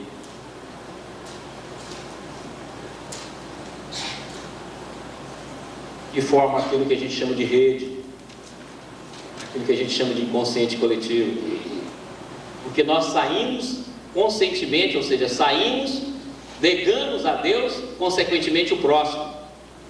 Mas não saímos do contexto orgânico do qual nós fazemos parte. Podemos negá-lo, tentar afastar dele, mas estamos ligados um no outro eternamente. Agora, eu acho isso aqui muito importante. Eu coloquei aqui logo, porque como o balde fala dos arquétipos como princípio da lei, você vê que Jung chegou em determinados conceitos que o balde também desenvolveu. E ele mostra uma coisa aqui que o Júlio falou há pouco e que eu acho espetacular. Todo mundo presta atenção nessa citação aqui. Quer ver todo mundo olhando para cá? Ajeita na cadeira, desse jeito você vai dormir. Vamos lá. Cada qual, olha aqui que ele fala sobre conhecimento, cada qual carrega a tocha do conhecimento por um certo trecho do percurso, só até entregá-la a outro. Se pudéssemos encarar esse processo por outro prisma que não pessoal, se pudéssemos, por exemplo, supor que não somos nós os criadores pessoais da nossa verdade, mas os seus representantes, simples porta-vozes das necessidades psíquicas contemporâneas, muito veneno, muita amargura poderia ser evitada, e nosso olhar estaria desimpedido para enxergar as relações profundas e impessoais da alma da humanidade. Ou seja, não é o homem que gera a verdade que utiliza-se do homem como seu elemento de propagação. E essa verdade está dentro de nós e faz parte do nosso inconsciente.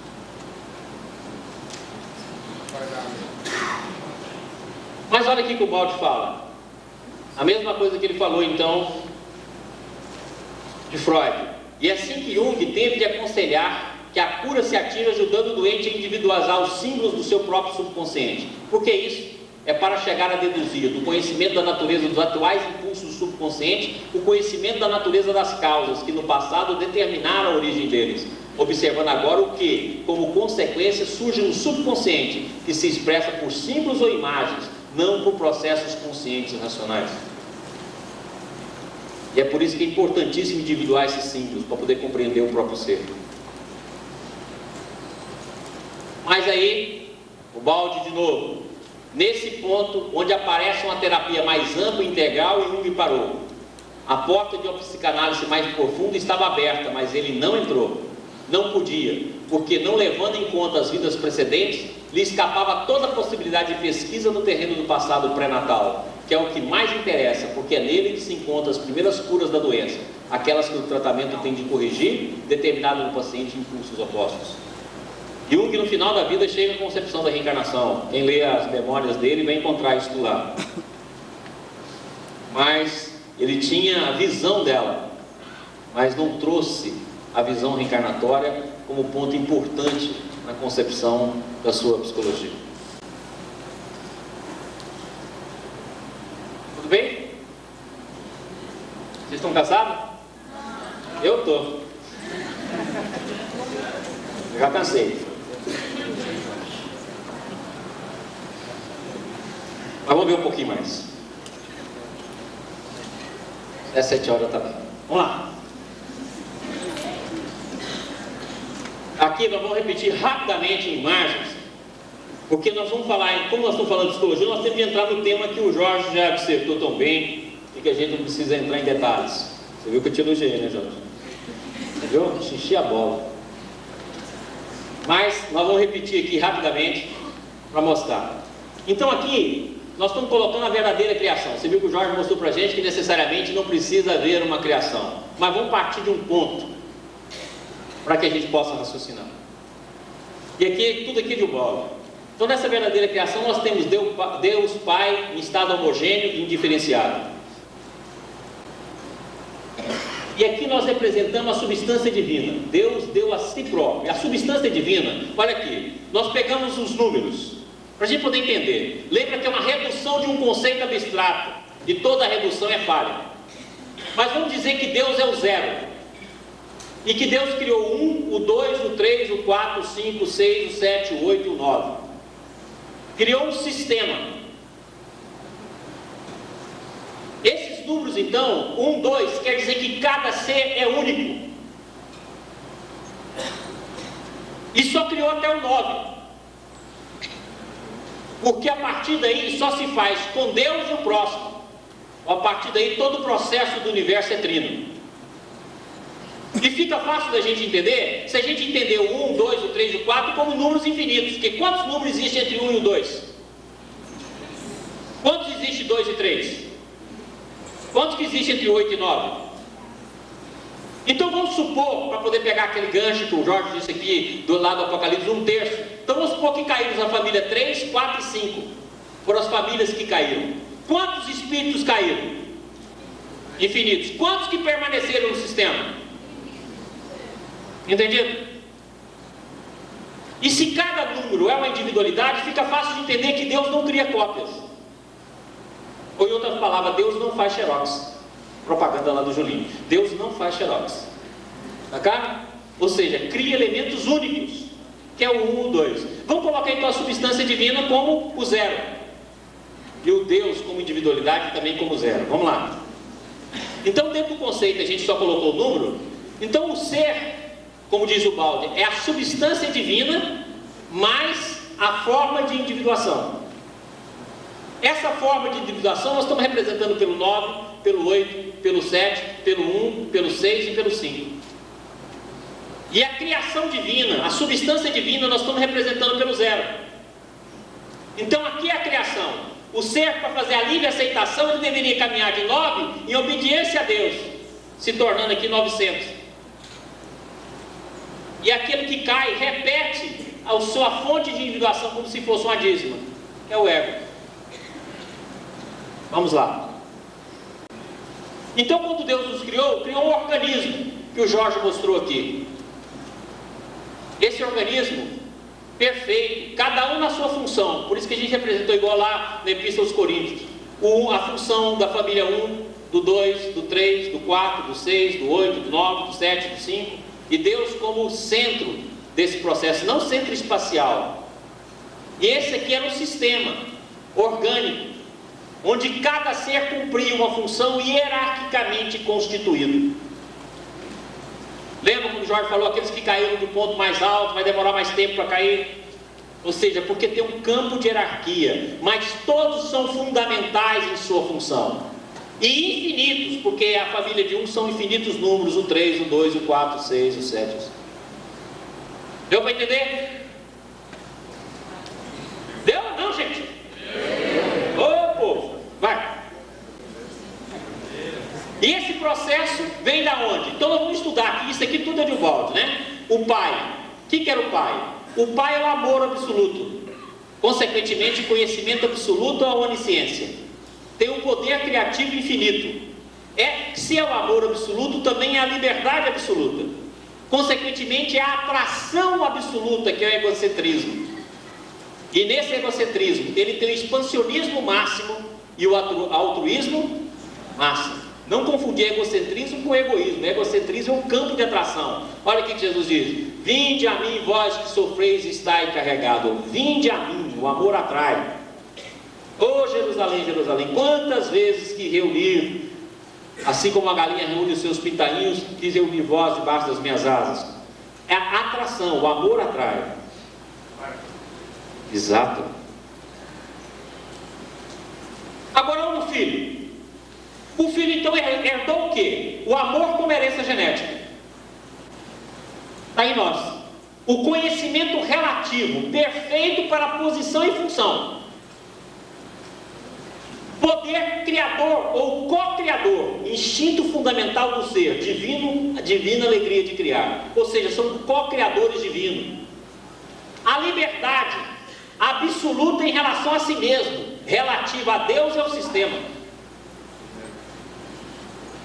E o egocentrismo, que é a necessidade da existência. E poderíamos fazer desse egocentrismo ir para o altruísmo ou vir para o egoísmo. A liberdade. Por isso que está lá no livro do Espírito, o egoísmo é o pai de todos os males. Qual é a nossa opção? Então aqui está representado a zona de criação, que é o 1, 2, o 3, o 4, o 5, Deus como centro do universo, hierarquia e função. Aqui está a zona de criação, esses termos são de igual. A zona de criação. Ali, a zona de coparticipação. Esse termo aqui é Mauricício. Aqui, ó, a zona de coparticipação, ou seja, o ser ia emigrar daqui para lá, passando por uma zona do desconhecido, ou a encruzilhada da escolha, ou a zona do ignoto, como diz o Baldo. E aqui está representando Deus como unidade, como individualidade. Então aqui que estava a encruzilhada da escolha, aqui que ocorreu a queda. Porque aqui está um movimento de adesão ou não a Deus em uma área que não tínhamos conhecimento. A zona de cidadania é a zona onde você, ao atravessar essa zona por adesão voluntária e amorosa a Deus, permanece no sistema.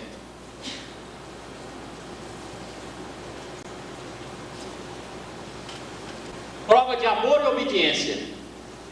Então, o crer e obedecer, que era a ultrapassagem da zona do ignoto para a zona do colaborador, com coparticipação, livre adesão e a zona de cidadania. Essa é a via mais curta. Mas alguns escolheram a via mais longa, que é a negativa aqui, ó. Por isso que a gente mostra alguns aqui, ó, sem fazer essa escolha. Não escolheram essa escolha, fizeram a via mais longa, que é essa via da queda e depois da evolução. Agora, presta atenção. Então, da encruzilhada da escolha do mais infinito, parte para o menos infinito. Olha, nós não saímos do sistema. Foi uma queda individual. E para mostrar essa queda, eu mostrei com o dízimo. Olha, em vez de nós partirmos para a livre adesão a Deus, aos 700, 800, 900, nós fizemos uma multiplicação da dízimo. Aqui está a queda. Tá? Até o menos infinito. Que está representado aqui pelo menos alfa, menos x, alfa, gama, beta, tá? Mais x, mais z. Até que a gente volta, ó. Livre aceitação, de novo no sistema. Então é simples, é só você ir diminuindo 3, diminuir 1, 2, está voltando. Ou seja, a negação de Deus que está dentro de nós, olha, o mesmo ser caído, ele não perdeu o contato com a substância divina. Deus está dentro de nós. A grande crucificação do Pai. Isso, obrigado aí pela participação. Então aqui, ele apenas multiplicou a própria dízima, ou seja, criou o campo do egocentrismo, que é o ego que vai surgir na forma como nós chegarmos aqui na parte da matéria daqui para frente, nessas conquistas, até voltar ao sistema. Viu isso aí? Isso aqui é outra ideia para tentar explicar a queda. Vamos colocar que a água do mar é formada apenas de água e sal, NaCl. E vamos colocar o NaCl 1, 2, 3 até 9, infinito. O que é a queda? Olha, nós não saímos do oceano. Apenas a partícula de NaCl se condensou, contraiu ao máximo, sem ter deixado o sistema. O que é evolução? Na hora que se condensou, então, surgiu aquilo que a gente chama de antissistema, ou do nosso universo. E aqui nós já estamos no universo material. Ocorrência do Big Bang aqui. Vamos lá? Então aqui está a queda. A condensação paulatina da molécula de sal, até chegar no menos infinito. E cada um vai ter caído em níveis distintos. A evolução é exatamente esse retorno e a imersão na água do mar, voltando de novo, ser integrada a substância divina representando pela água e nós dissolvidos nela. Aqui então está todo o processo de condensação até o processo de retorno. Em momento nenhum saímos de Deus, em momento nenhum deixamos Deus, é uma queda interior. E a volta, até de novo ficarmos integrados em sistema orgânico.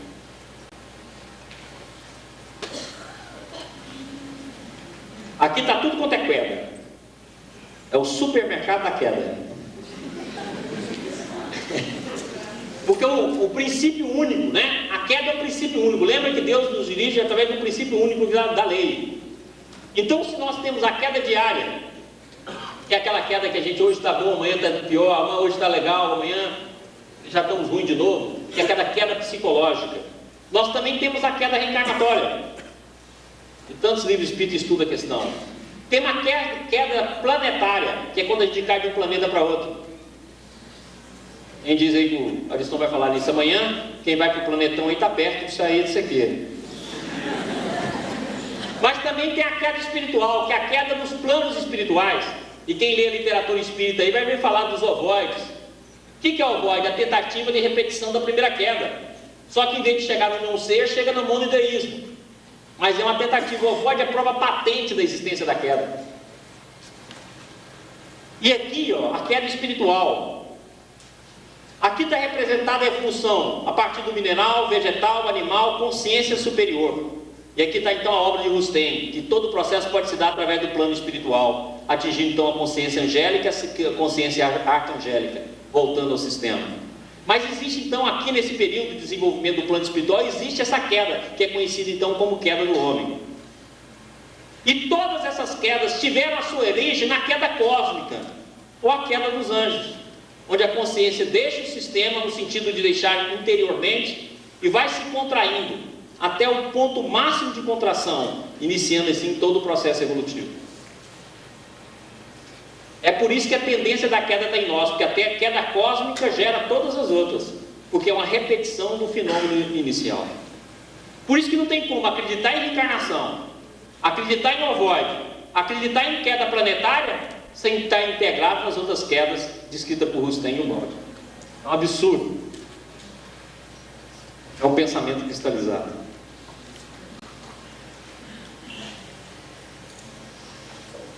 Olha bem o que diz Jung. Jung descobriu, viu a queda do indivíduo. Olha o que ele diz: rebelamos-nos cegamente contra o dogma edificante do pecado original, que no entanto é incrivelmente verdadeiro. Sim, hesitamos até em reconhecer o conflito, que no entanto se manifesta tão dolorosamente.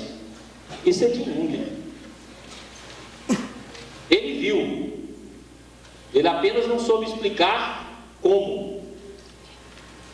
Além disso, a Jung faltava o que já mencionamos, isto é, um sistema universal para se dirigir nessa pesquisa, uma visão cósmica que lhe explicasse qual é a finalidade da vida e de sua evolução, qual é o futuro que espero eu no seu desenvolvimento que o leva do AS ao OS. Ele viu, mas não tinha um princípio para explicar tudo isso. Então aqui está de novo a visão da evolução. O ser que parte de determinado campo de consciência, essa consciência vai se expandindo, expandindo, até voltar àquilo que era. Aqui está mostrando em espiral todo aquele campo que nós vimos lá dos inconscientes, ou seja, todo o processo ocorrendo na vida e a dilatação até a conquista da consciência plena. A volta do filho pródigo.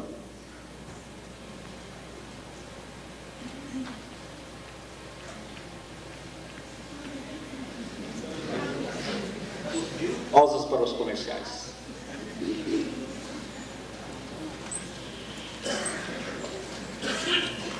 Acabou? Nessa volta, aqui está representado um quadro também que nós já mostramos, né? Que está lá no Livro dos Espíritos, que é a pergunta 540. É assim que tudo serve, que tudo se encadeia na natureza, desde o átomo primitivo até o arcanjo, que também começou por ser átomo. Admirável lei da harmonia que o vosso acanhado espírito ainda não pôde compreender no seu conjunto. Aqui está representado o átomo e o arcanjo, né? Através do surgimento do homem espiritual, do anjo e do arcanjo. E também começou por ser átomo, porque aqui, ó, representa o átomo como figura, né? Que representa a queda, o ponto final da descida evolutiva. Apenas no sentido da matéria, que lembra que é de mais infinito a menos infinito. E aquela casa que nós estudamos, e aqui nós estamos estudando as dimensões transpessoais, não é formada apenas de 3 níveis, que é o instinto, a razão e a intuição, mas são formados por diferentes planos, que a alma vai passando de um para outro na sua estrada evolutiva. Ou seja, são planos de consciência, que vão formar então os níveis de consciência transpessoal, que é estudado aí pela psicologia transpessoal e por outras. Aqui está representado o espírito e o contato com o pai, porque isso aqui nunca perdeu, apenas não temos consciência do que estamos vivendo aqui. E aqui está toda a evolução representada dentro dessa casa: o átomo, a árvore, a célula, o animal, o homem instintivo, o selvagem, o homem pré-racional, o homem racional. É a fase que nós ocupamos. Aí vamos no nosso período evolutivo para o homem espiritual, até atingir o homem santo ou super-homem. Esse super-homem caminha a sua jornada até se transformar em anjo, em arcanjo, volta ao Pai.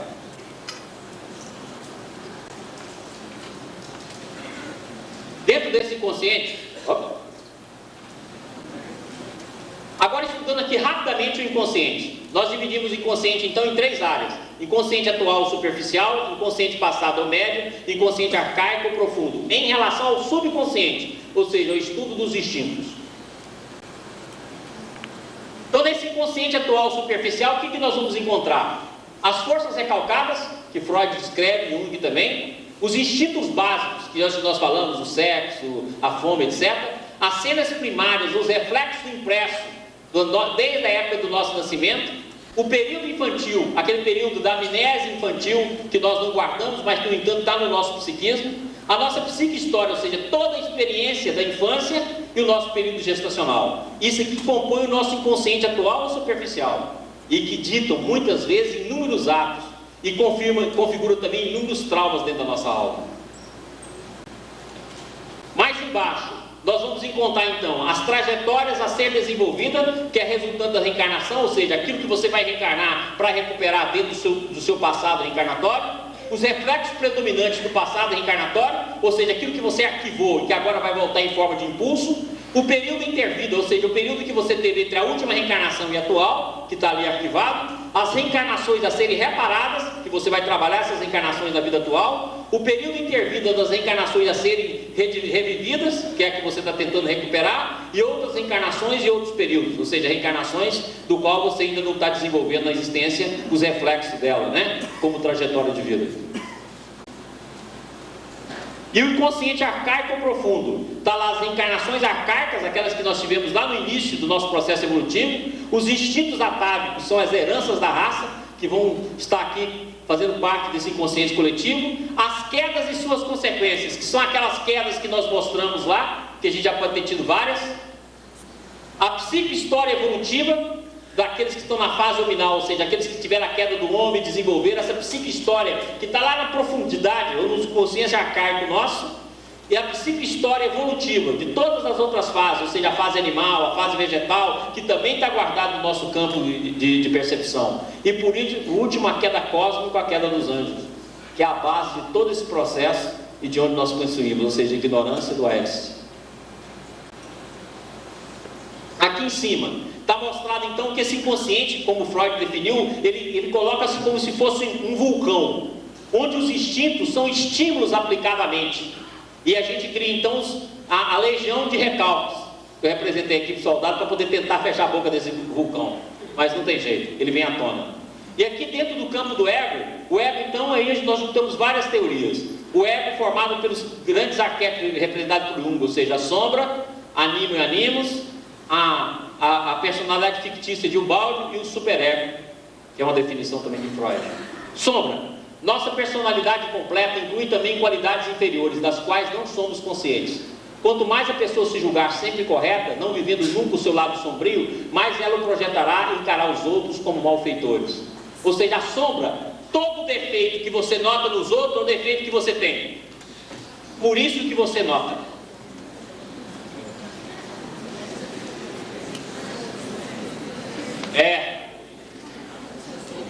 Você só nota nos outros os seus defeitos. É por isso que você não nota a qualidade, você não as tem.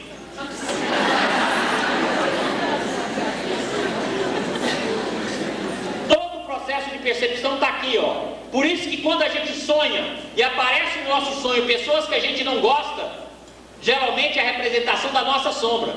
São as tendências que a gente esconde da gente e projeta nos outros, e vê o defeito dos outros. Lá? Anima. Ou ânimos, como algum diz, né? É a nossa natureza contrassexual. A psicologia analítica sustenta que psicologicamente um homem tem uma mulher interior e vice-versa. Que é essa parte que a gente também projeta. É como diz Jung, numa relação homem-mulher, ou entre dois amantes, sempre existe 4 pessoas. Animos, o homem e a mulher. Que é aquilo que a gente projeta. Você viu o Jorge falando hoje. Você aceita, ele olha assim, projeta a mulher na outra, fala, é igual ao que eu penso. Por isso que se a gente olhar dentro da gente, a gente tem uma mulher interior ou tem um homem interior, que a gente chama de homem ideal. Mas apenas uma configuração formada dentro do desenvolvimento do nosso psiquismo. É por isso que a gente projeta nos outros, e quando acha, o outro fala, não é aquilo que eu esperava.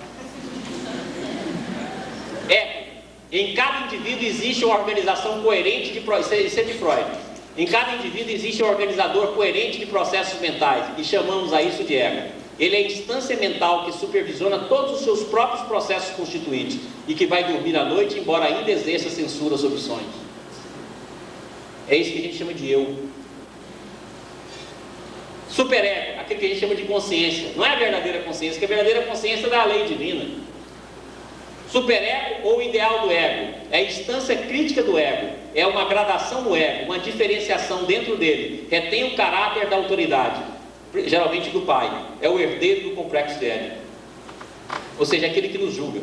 E aqui é de Ubaldi, personalidade fictícia, a convivência social num regime que, embora não aparente, é substancialmente feito de luta, continuamente educa e obriga a esta ficção. Isso leva à formação de uma nossa segunda personalidade fictícia, sobrepondo-se à verdadeira para escondê-la. Então essa personalidade fictícia aqui é uma legião. Aquele que está lá em Jesus, qual é o teu nome? Legião. Porque são inúmeras. É essa que a gente disfarça. Você já viu aqui no encontro como é que vocês estão bonzinhos? Todo mundo, está todo mundo cansado, mas esse gordo careca vai acabar de falar, não, mas todo mundo disfarça, né? Porque a personalidade fictícia, porque a ideal a gente vai escondendo, são as nossas inúmeras máscaras, né? E aqui está o consciente superior, ou seja, não é só formada da parte consciente, mas também do inconsciente superior, ou superconsciente, que são aquilo que as nossas potencialidades que estão latentes, a busca ou a espera que a gente as descubra.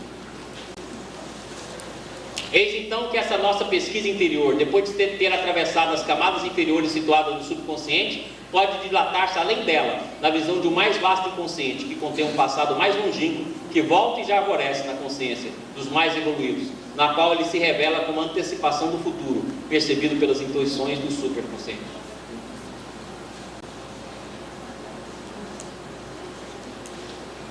Tem que ser bem rapidinho. Como nós estamos na fase animal, hoje só existe um médico do nosso organismo animal, ou seja, um veterinário mais chique. Psicoterapeuta, agora é o que Jung diz, ó, psicoterapeuta não tem que tomar conhecimento apenas da biografia pessoal do paciente, mas também das condições espirituais do seu meio ambiente próximo e remoto, em que permeia influências tradicionais e filosóficas que frequentemente desempenham um papel decisivo. Olha aqui naquela definição de Ubaldi de ambiente, ó. Jung já considera ela. Terapeuta não é mais um sujeito ativo, mas ele vivencia junto um processo evolutivo individual. Ou seja, não é só cuidar do indivíduo, não é no processo de estar cuidando do outro, cuida de si mesmo.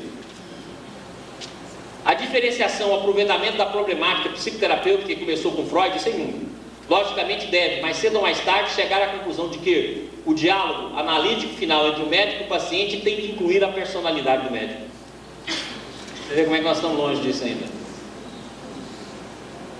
E consequentemente, o que faz a nossa medicina comum? Ela trata os sintomas, ou seja, faz desaparecer os sinais da doença, mas não atua na doença. É por isso que o Ubaldi diz: se fecharmos essa válvula de segurança que é a doença, esta acabará explodindo de novo. E isso é um dos princípios da homeopatia. Ou seja, cada vez mais que você for abafando a doença, escondendo o sintoma, mais ela vai aprofundando e mais vai se tornando mais grave. Então aquela pessoa, por exemplo, que chega no consultório, ela tem uma alergia, mais tarde ela volta com a rinite, mais tarde ela volta com a asma, e mais tarde ela volta com a artrite reumatoide.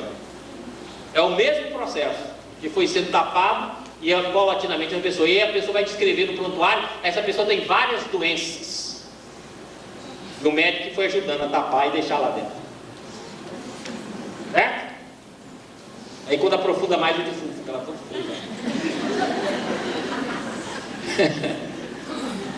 procurando eliminar somente os efeitos sem neutralizar suas causas, sem cortar na raiz o impulso que gera doenças, procurando suprimir a força, tratando apenas os últimos resultados que vemos, ignorando suas origens longínquas, com tal método acabaremos gerando sempre novas doenças. É por isso que, por mais que a ciência desenvolve, mais doença tem, mais doente tem, porque não se trabalhou ainda na causa, e a causa é psíquica.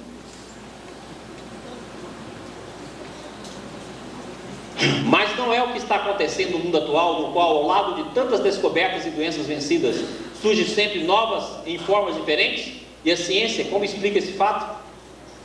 Pergunto para o Julinho.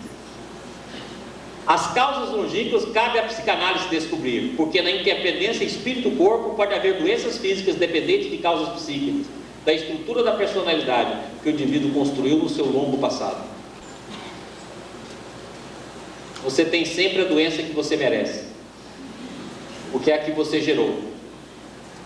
O tratamento é psicológico-moral. A receita dos remédios está escrita na lei, e o médico tem que se tornar intérprete dela para ajudar o paciente a entender e aplicá-la, ensinando-lhe a arte da obediência inteligente, que, evitando a resistência do indivíduo, evita atritos, choques com a lei, para que o ser não seja atingido em cheio por seu duro método, que é o de corrigir pela dor. Ou seja, você vai no médico para ele fazer um tratamento psicológico, você e dá um remédio que é a receita da lei. Você imagina você chegar no médico que vai estudar com você os seus defeitos, a sua trajetória e te ensinar a corrigir. Eu estou fazendo essa consulta baratinha, viu? Vamos lá. A tarefa da psicanálise é de construir destinos sadios e felizes, dando saúde às almas, curando as doentes, fortalecendo as fracas, sanando feridas, tudo isso no terreno do espírito, como o médico do corpo faz no terreno da vida física. Mas no futuro os dois médicos trabalharão lado a lado, juntando as suas duas sabedorias numa só, para chegar a um só diagnóstico, a um só tratamento físico-psíquico, a uma síntese clínica que ao mesmo tempo abrangerá corpo e alma numa inscindível unidade, como de fato é o ser humano. Ou seja, tratamento físico e psicológico. Psíquico é o único meio de realmente tratar. O psicanalista tanto pode encontrar. Agora, dentro desse campo, a medicina também tem que levar em consideração o seguinte, que existe o evoluído e o involuído, e um grau infinito entre esses dois seres. Olha como é que a medicina nos trata. Ela nos trata por pacote, por receita de bolo. Pega as doenças, classificam e dão o mesmo remédio para um, para outro, tanto faz. Agora, um pode ser a besta, o outro homem racional, o outro pode estar a caminho do superconsciente.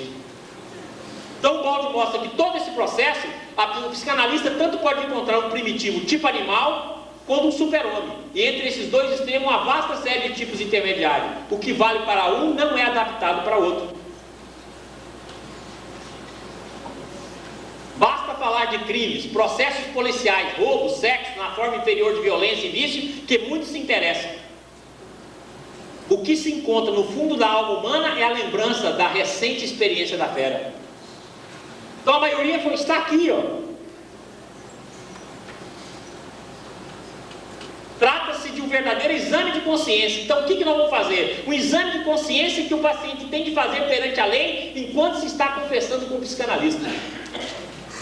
E a partir desse exame e a classificação dos tipos é que vai se poder aplicar um tratamento que conduz o indivíduo do AS ao S.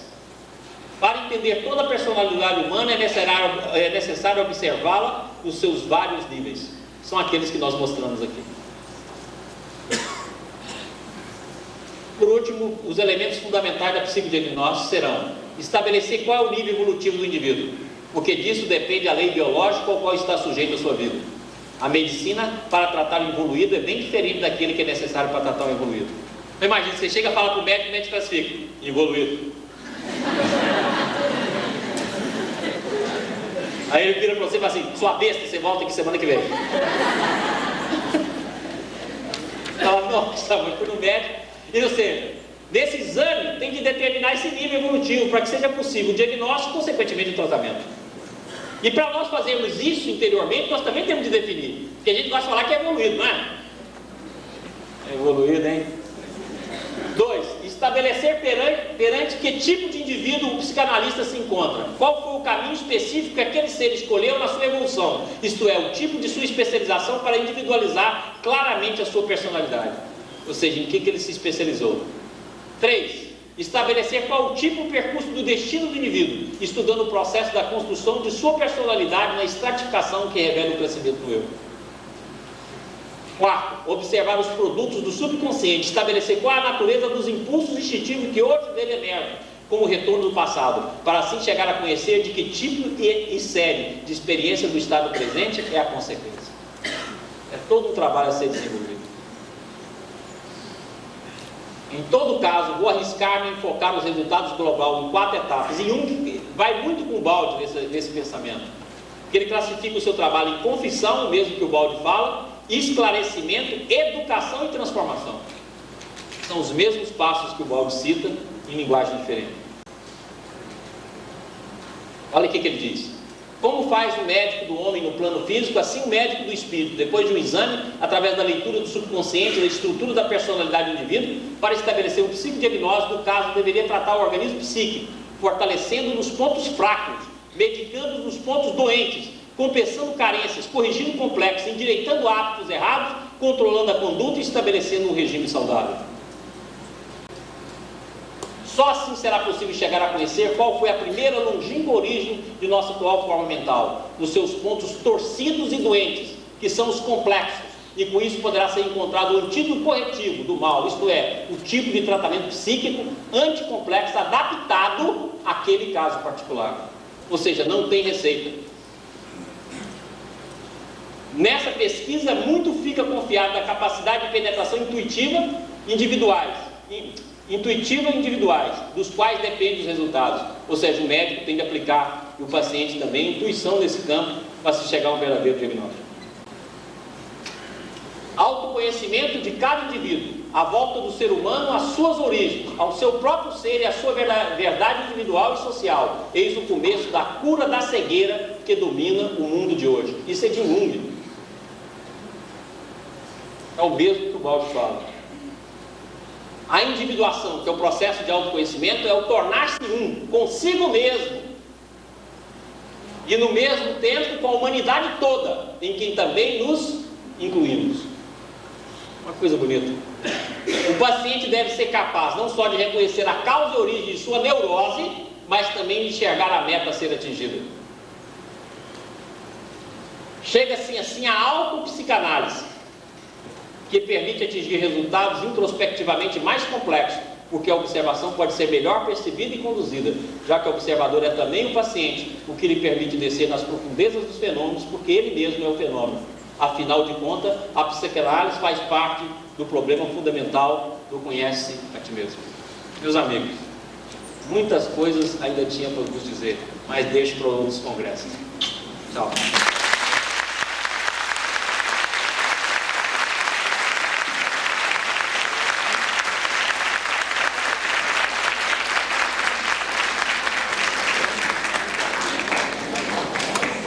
Pessoal, vai ter uma reunião agora com o pessoal de Belo Horizonte, mais alguns aí, para discutir o próximo congresso. Em que sala? Uma dessas salas aí, né? 14? Sala de apoio. Amanhã nós estaremos iniciando rigorosamente no horário. Por favor, não se atrasem. E as fitas desse congresso já podem ser encomendadas lá na livraria, porque todo o trabalho está sendo gravado.